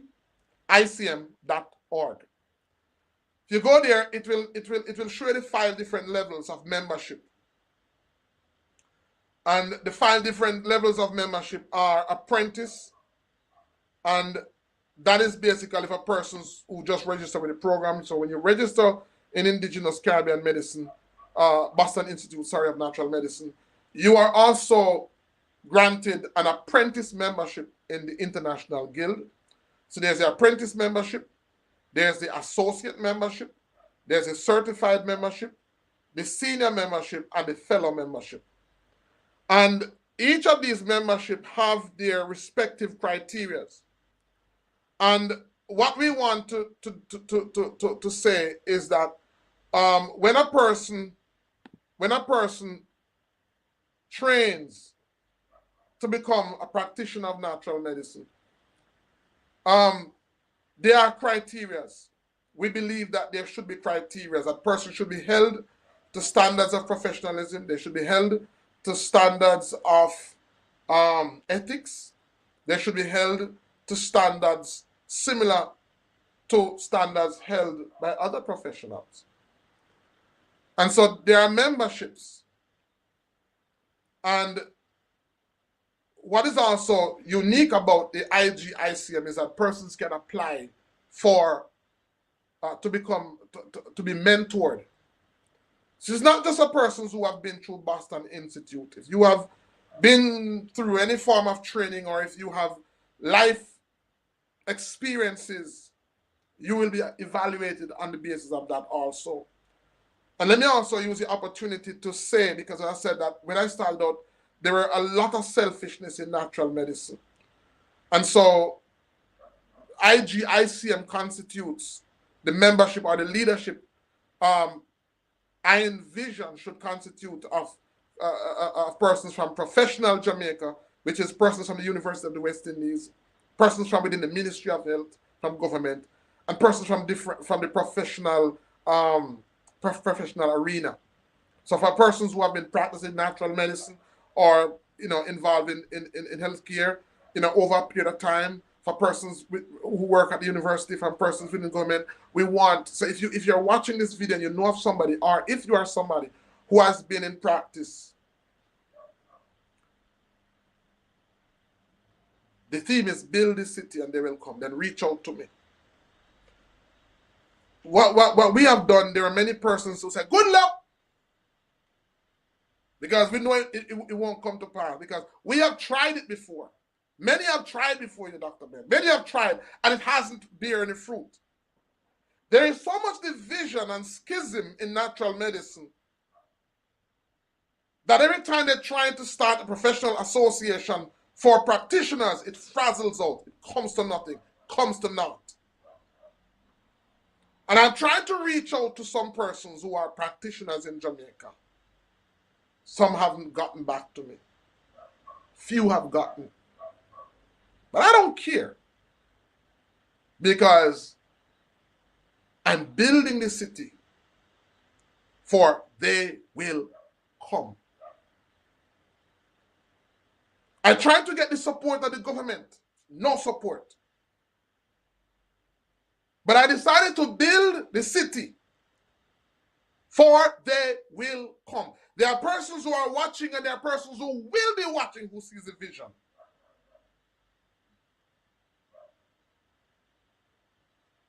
IGICM, I envision branches of it worldwide.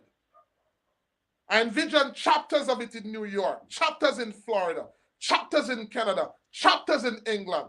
And if you are interested and you'd want to start a chapter, reach out to me. Let me put my information on the screen so you can reach out to me. That's a WhatsApp number. Don't try to call me now. WhatsApp me. So the goal of the ecosystem, so one member of the ecosystem, one sector, that's the term I'm talking about, sector. So the 7 sectors are: 1, the Boston Institute of Natural Medicine, to train persons. 2, the International Guild of Indigenous Caribbean Medicine, that is designed to grant peer-to-peer certification to members, which is members will say that we certify that this colleague has attained the skills to effectively help persons with their health conditions. So we have created standards. So for example, to become not an apprentice but a member, a certified member, you'd have needed to do at least certain training in certain areas. So you'd have needed to do training in herb identification. You'd have needed to do training in pharmacology. You'd have needed to do training in compounding. You'd have needed to do training in like public health and sanitation. Standards. High standards. So that when somebody in Florida says that I want to connect with a practitioner in Jamaica, and when they reach out to the International Guild of Indigenous Caribbean Medicine and we say, here is somebody that you can connect with, we would have known that this person would have met certain criteria. Not just that they have done some training, not just that they have worked in a particular area, but there are standards that they would have met in order to function in that particular area.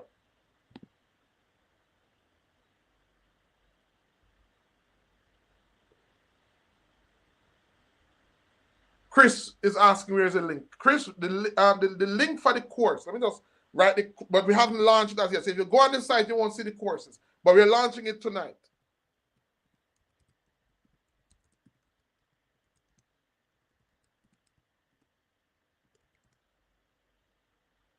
So this is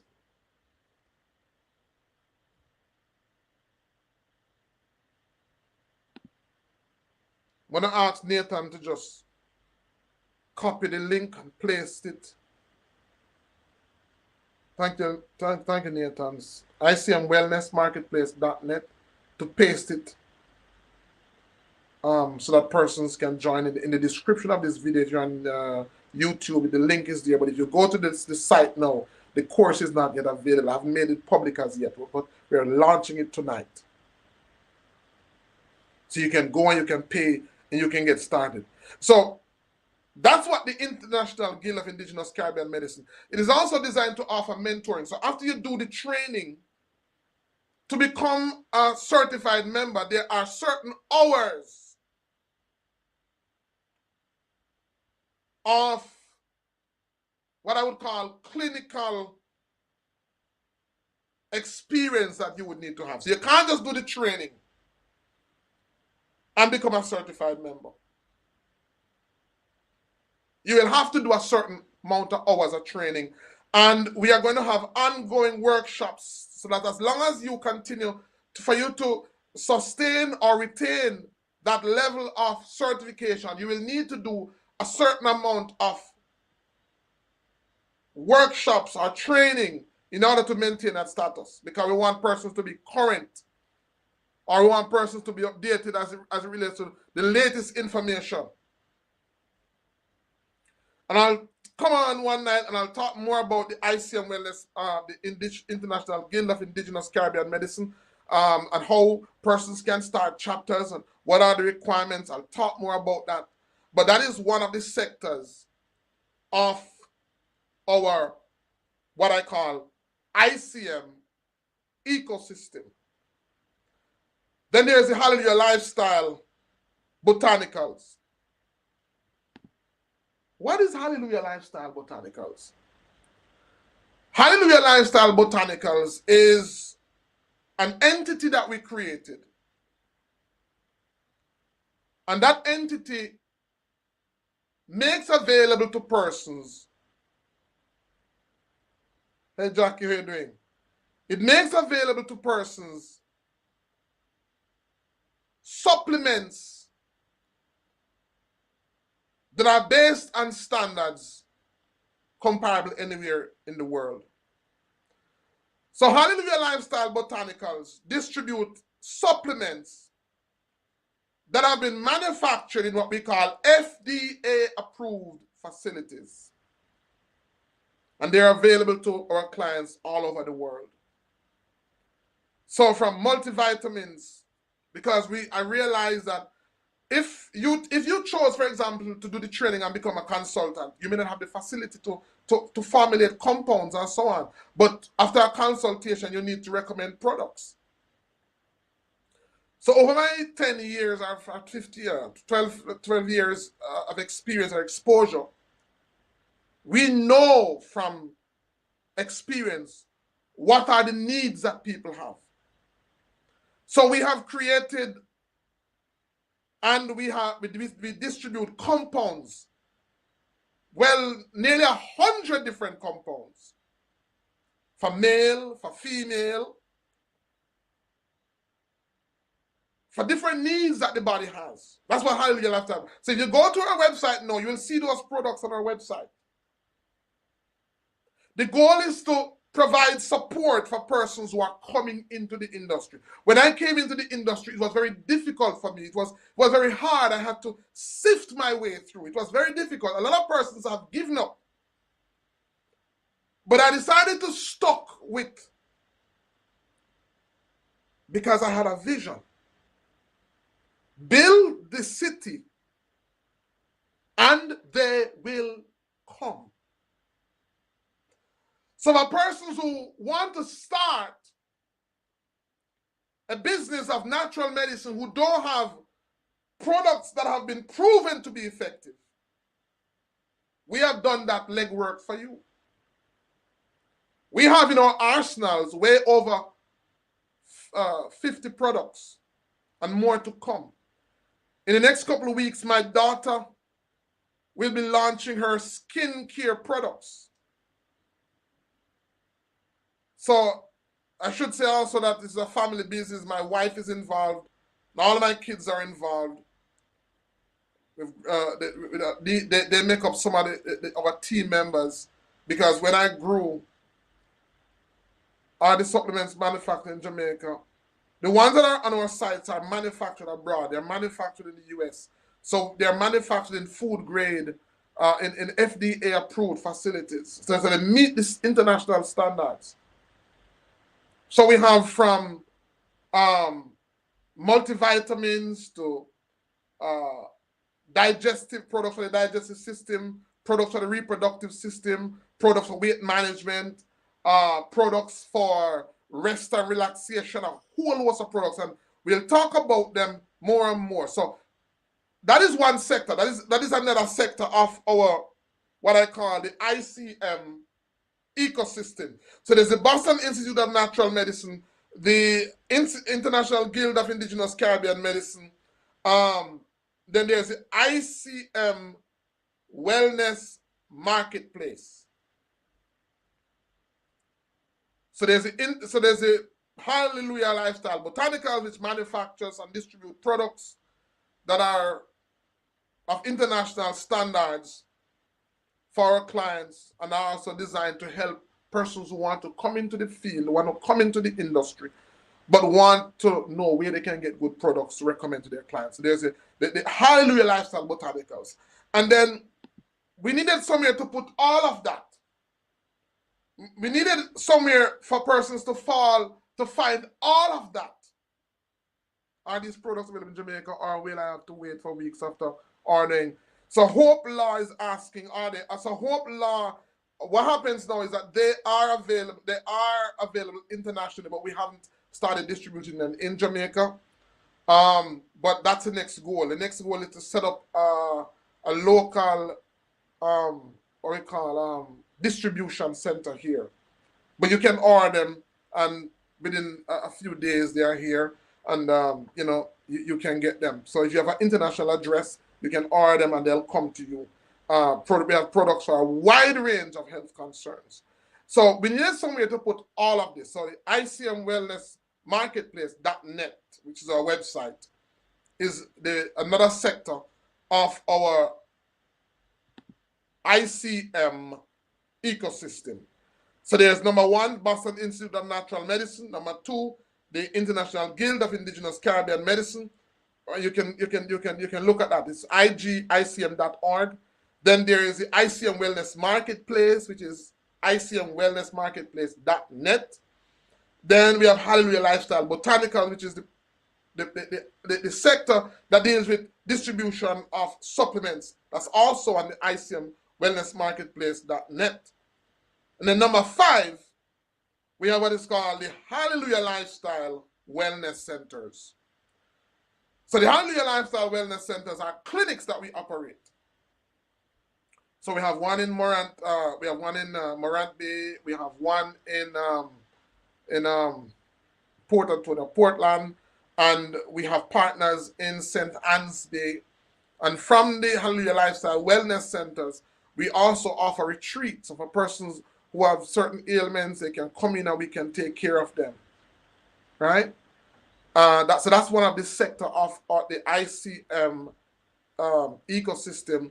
Our goal basically is to, I believe in what we call decentralized. So Bitcoin is a decentralized currency. ChatGPT, which is a decentralized. So decentralized knowledge, decentralized information, are open source is what I believe in. So I believe in getting all the knowledge in my head, all my experiences, everything that I know. My goal is to create an open source of sharing that. So that is why we have created the ecosystem. So apart from the Hallelujah Lifestyle Wellness Centers, we have the Kinder Wellness Community. And I'm excited about the Kinder Wellness Community because the Kinder Wellness Community is a community that we have created to offer free training. Yes, free training. So not everybody wants the knowledge.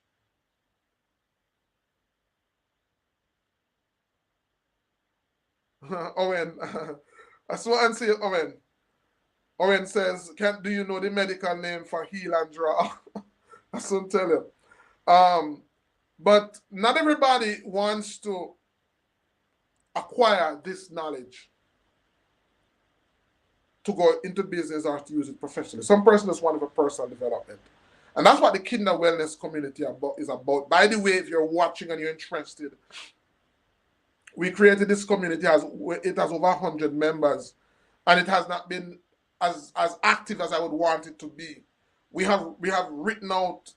So if you would be interested, if you would like to become an administrator, if you feel that this is something that you'd want to do, then let me know. Reach out to me and let me know, because it's not as vibrant as it should be. We want to revitalize that. The goal, I'll invite you to a meeting and we'll sit down and we'll talk about the kinder wellness community and what are the visions for it, what are the goals and the objectives, what is it that we want to do through the kinder wellness community. And kinder means one family. It's an African term that means one family. So kinder, right? The kinder, the family, one family. So I want to, because everything that I do, I believe that there should be free. I don't believe that person should be penalized because they can't afford certain things, right? So I believe that if somebody wants to learn or wants to know and they don't have the money, they should be given an opportunity. So that's what the kinder wellness community is about. It's one of the very important sectors of the ICM ecosystem. And then the last one is the 876herbs.com. And 876herbs basically was originally designed to make available our herbs to persons in the Caribbean. Where our goal is to do it on a wholesale as well as a retail, and there's a whole lot more that is involved in that. That is the 876herbs.com. It's now 6:46, so at 7 o'clock, I intend to turn on the courses for persons to see what they are, for persons to register, for persons to get involved. I should say that part of what we do also is we presently have a setup. So for persons who want to, how should I put it now? I don't want to put myself in trouble, and because I don't want to overwhelm myself. So there's one part. There are persons who have done enough training with us, who are presently working in the field. There's one. There's Michael. Big up Michael wherever you are. I hope you're watching. And Michael is one of the students, and I'll get him on another time, that have done the training and has stuck with me, and he's being mentored, and he has been mentored to the point where he can work independently. So he's working independently, and the goal is to get more persons like him. So I was, our goal is to have persons like him. I don't want to say too much on that because I don't want to implicate myself, because I do know that this is not something that everybody likes, everybody wants. I'm not going to say everything, spill all my beans. But what I want to say is that there is an opportunity for, let me put it this way. If you are serious, I have space to mentor about, let me see, I have 1, 2, 3,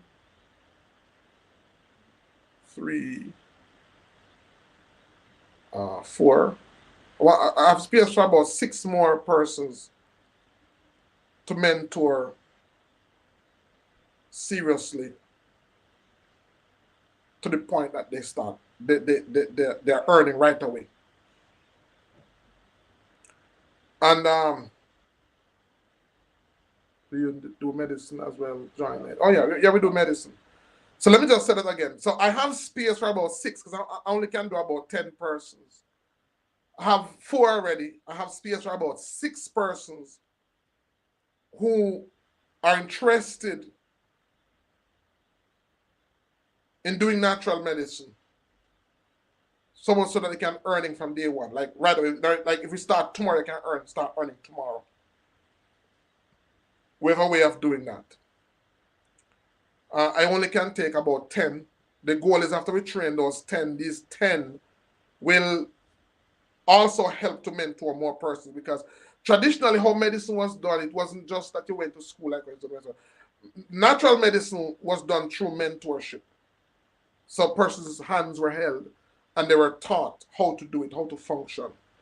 I think I made a commitment. So I think I maybe have 5 space for about 5, because I made a commitment to 1 or 2 more persons. But I guess there are some responsibilities that will be required of those persons. So I guess what determines who ultimately gets those spots is if those persons will be able to meet those requirements.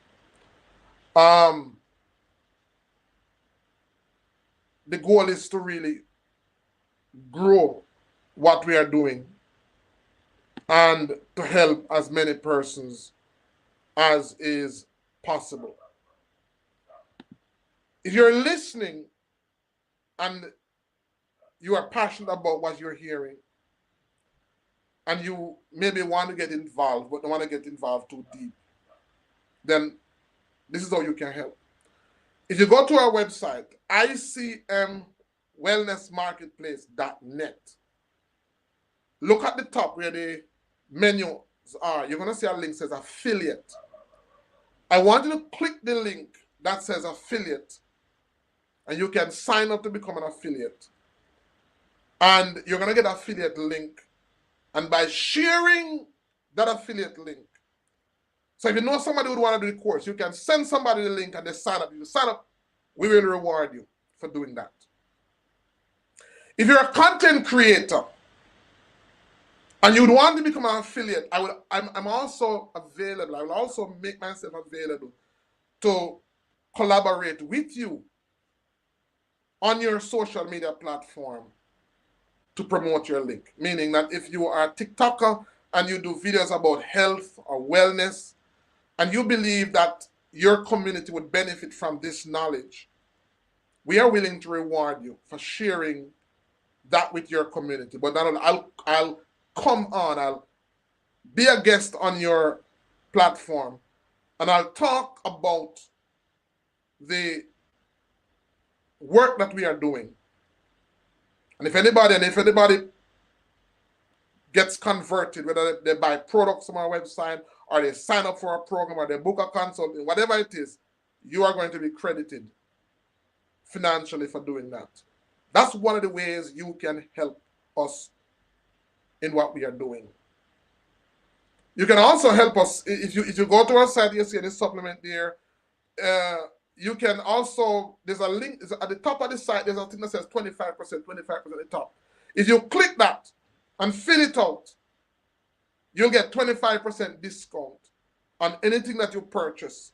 And also, if you share that link to somebody, not only you'll get 25, but whoever you share that link with, they'll get 25. So there's the affiliate program, and then there's the referral program.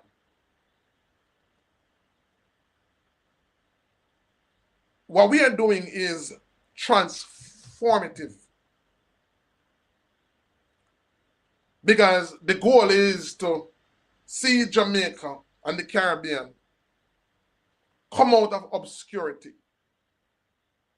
It is to see Jamaica and the Caribbean reach a place that is comparative to anywhere else in the world. So in the next 7 minutes, I'm going to turn on the site. So history is going to be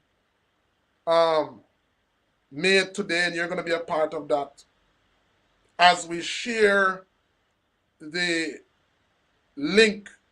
And as we turn on our website, persons can begin to register. As I said, that the courses are structured in modules. Module 1, Module 2, Module 3, Module 4, Module 5, Module 6. And each module focuses on a different area. So in Module 1, the first module is like an introduction. We talk about the work of pioneers. I don't know if you know that there are herbalists who have impacted the world from Jamaica. Many persons know about Louise Bennett.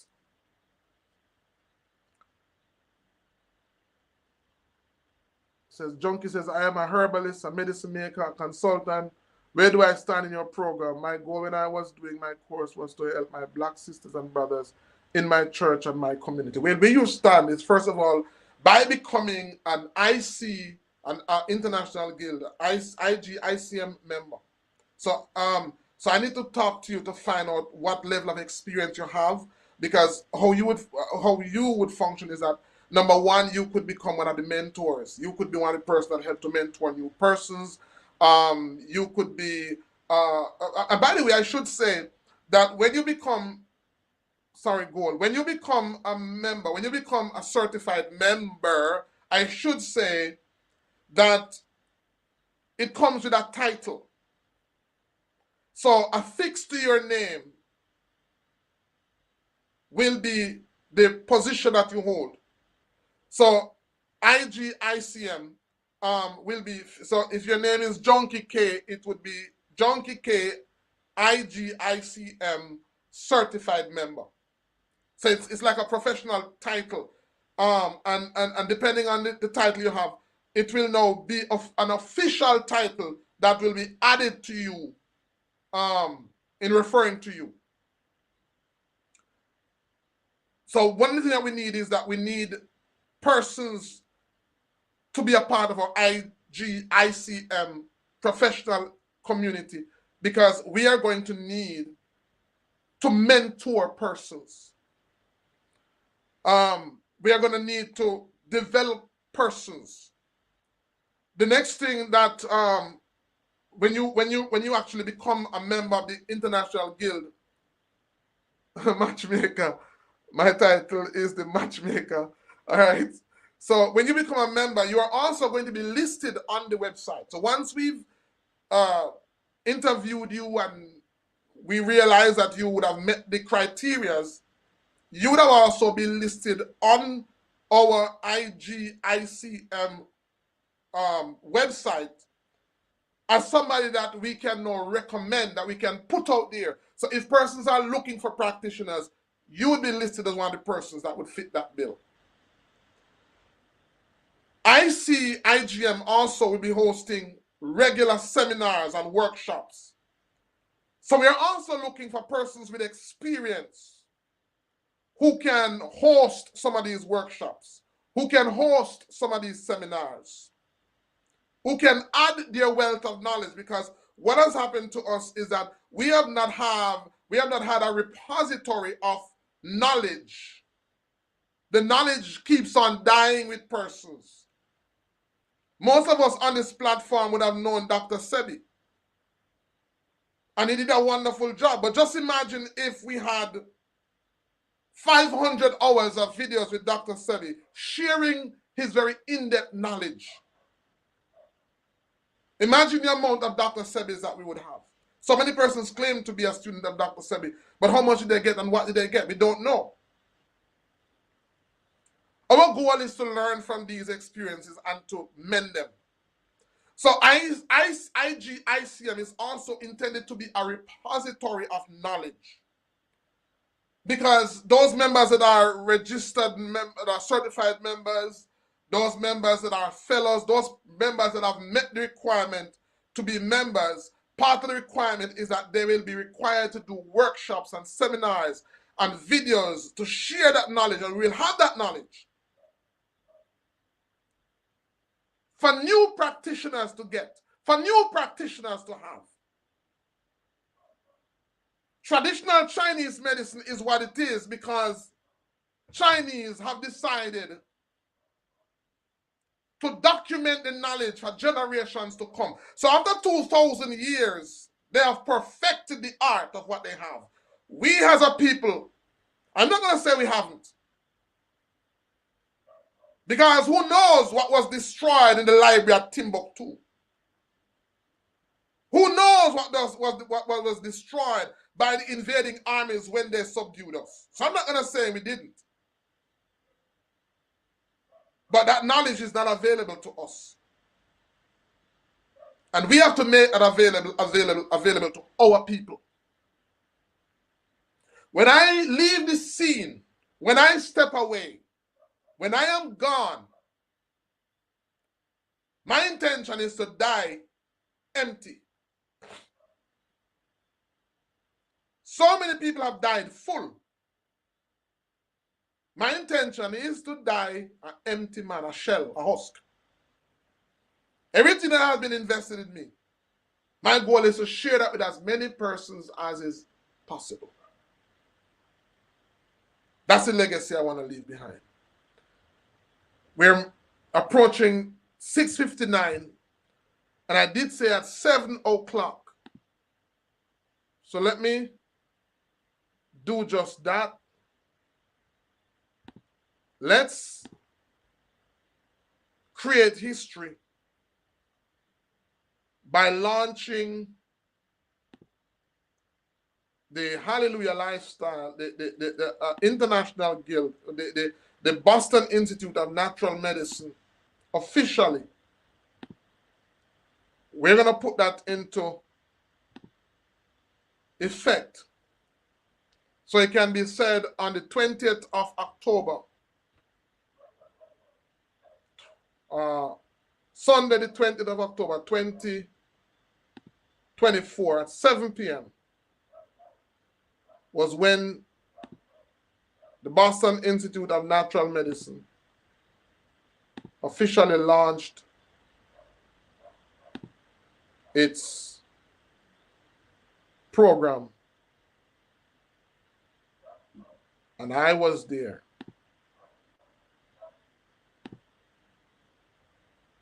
So,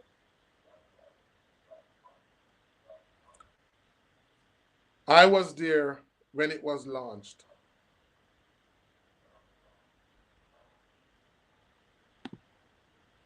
I was there when it was launched.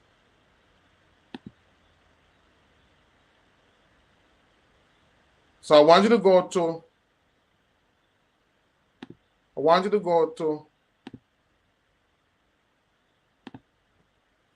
ICMWellnessMarketplace.net, and I want you to tell me, what is it that you see? It's now 7:01, and it means that waiting until we would have launched. The Boston Institute Natural Medicine. We have just launched it, guys. It's now on the site. If you go there, the courses will be there. 246 of the 8 courses are there. And we'll add the next 2. There's one very important course that we're going to be adding, and it is going to be, what if I did that boring? It's going to be, I'm seeing the courses. Carlton says, yay! I'm seeing the courses. Now, here's some giveaway. If in the past you had in any way, for whatever reason, registered on the Boston Institute of Natural Medicine website, if it is, that's one of our platforms, the Boston Institute of Natural Medicine.com, Boston Institute of Natural Medicine.com. If you had made an application there, there is a discount coupon that was sent to your email, a 25% discount. If it is that you have been in this struggle with us through our Moodle platform until when we move to our Talent LMS platform, there's a 25% discount that was sent to your email. Not only that, but if it is that you were with us and you had registered some of this program and you had completed them and you didn't get your certificate, just message me and I will make the certificates available to you for those of you who did. Or we have made some improvement to those courses. I'll give you a 100% discount for you to repeat those courses so you can get your certificate.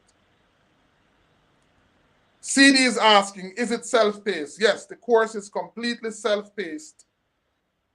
When you register, you have access to start doing the course right away, and each unit is released every Sunday. So next 7 days after the first unit is released, the next unit will be released, and they are released every 7 days.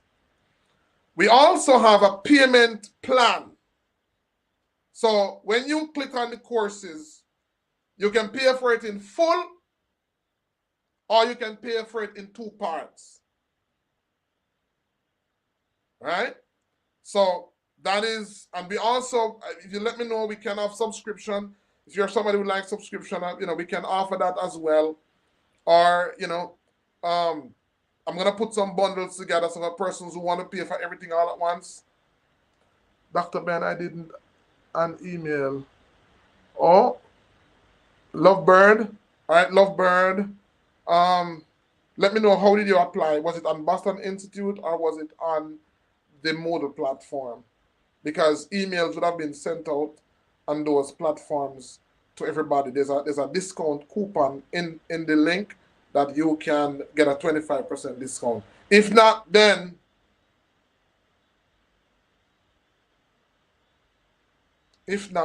I'll send it to you personally if you message me.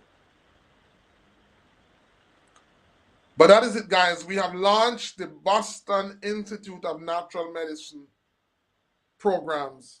They're available at icmwellnessmarketplace.net. What about the 6-week immersion? Am I going? Okay. The 6-week immersion. Now, once you get registered, because we're gonna be, how we do the courses, you do it at your own pace. But every Sunday at 7 we have a live. So I'll talk about the 6-week immersion on the live, because we are going about a little differently, because right now the courses is designed that persons can start it at any time of the year. Anytime they want, they can start. So, and my recommendations are, you can guide me. I'm thinking about doing some immersion in Jamaica and some immersion in the States. So we can do some in the States, but I prefer doing it in Jamaica. But we'll talk about that on the live next week Sunday, because next week Sunday is going to be our first live session. We'll talk about that, and we can decide how we're going to do it. So we're going to do 6 weeks here in Jamaica, definitely, for persons who want to come, and for those who can't come, I'm thinking about doing some in New York and in Florida. So for persons who are in the New York area, they can travel there. For persons who are in the Florida area, they can travel there. But that's how we're planning to do it. So we want persons to have that mentoring, that real experience. I want to meet with you guys. I want to fellowship with you guys. Will the lives recorded? I'm in the UK. Yes, the lives will be recorded, so that if you are not able to join us on the live, it will be recorded so you can watch it after. Whoa, it's 1 a.m. Oh my goodness, CD, it's 1 a.m. Wow, I am so thankful for you making this sacrifice to be on. That says volume. That says volume. So I'm not going to keep you guys for too long. I've said a lot, said maybe more than a mouthful. But I want to thank you for joining us tonight. As I said, that in hearing from you, that's my number. That's my office number on the screen. You won't get anybody there now, but that's the office number. Our team members answers the phone from 9 to 5. 9 to 5. So if they don't get an answer, they will respond to you. So I'm looking for persons to become affiliates who can help us to drive this, help us to share this. We want to train as much persons as is possible. If you're interested in becoming an administrator, it's a volunteer position, but it's very rewarding. Then you can reach out to us. If it is that you want more information about the ICM, that's the International Guild of Indigenous Caribbean Medicine. And I should say, for those persons who register, when you register for Module 1, you are going to get a pin. So there's a pin that comes. If you look on the igicm.org website, those pins that you see, you're going to get one with the registration along with a certificate certifying that you are an apprentice. And as you move up the rank, as you continue to move up the rank, then you are going to get pins that are based on the position or the that you hold, as well as certification, right? Saying that you are not only an apprentice, but you are now you have moved up the rank. You have become an associate. You have become a certified. You've become a fellow. As you move up the rank, you're going to get certification and you're going to get pinned as such.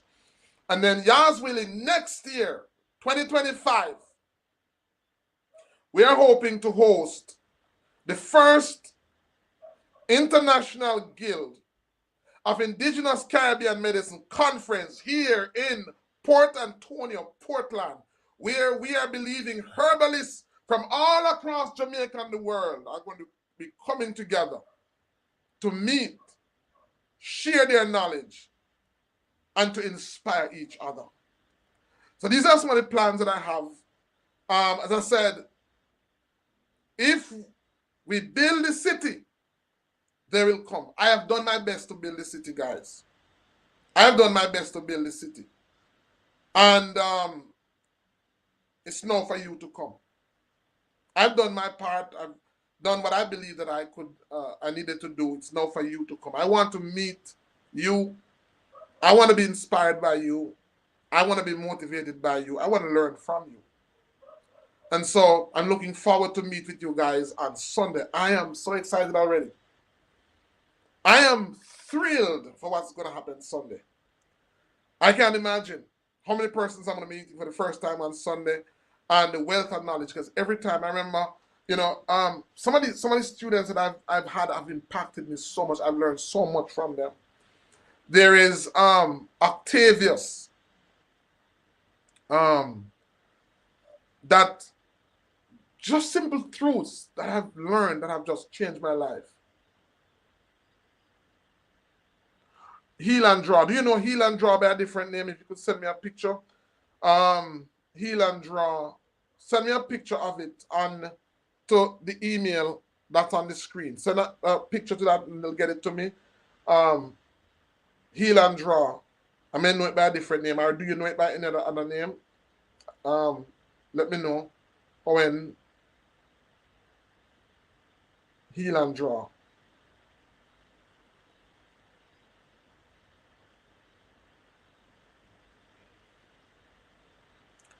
But guys, I'm excited. I don't know if you're excited, but I'm excited about the possibilities, what's going to happen. I'm believing that Jamaica's approach to natural medicine is going to be overhauled. It's going to be completely different. It's up to us. I believe in people power. I believe that we have so much ability, and I'm looking forward to hearing from you. As I said, go ahead, register. If you'd like to become an affiliate, then go to our website, look at the top of the page for affiliate, click on affiliate, go down to where it says register, and once you register, we'll approve you, and then you can get your link and you can start sharing. If you know of anybody who would do well in this course, please share the link with them. If you know of anybody who would benefit from the products that we have that is looking for good natural supplements, then it's on our website. We'll give you anywhere from 15 to 20% commission from the sale of those products. 15 to 20% commission. Nax Roy, hey, good night, Nax Roy. How you doing? Wonderful. Nice to have you. So anybody who is looking for supplements for digestive health, supplement for male development, female development, anybody who's looking for just good supplements, we also on our website you can book consultations. We'll meet with you. We'll talk to you. Ver James, good night, Ver James. How are you? Owens, I can't find the name on Google. It is a leaf that they normally put over heat and then put it on boils. Okay. That sounds like what we call black jointer. Look for pepper elder. Pepper elder is one of the plants that they would normally use to do that. Or look for the herb called matico. Good night, Truth Talker. How are you? Or you can look up cowfoot leaf too, because that's another herb that they use like that. Thank you, Junie. Okay. So I want to apologize for not being able to do the herb walk today. Next week we'll be able to be more consistent. We do have a team member that now works, Nathan, that now helps us with doing all of that. And we have some team members that help us with a lot of the admin work. because it's very difficult for me. As I said, the work that we do, what we're doing has grown immensely. I'm almost overwhelmed. I am okay, just listening up. Great job. Thank you, True Talker. You know, I feel, you know, excited. You know, it's like I don't know.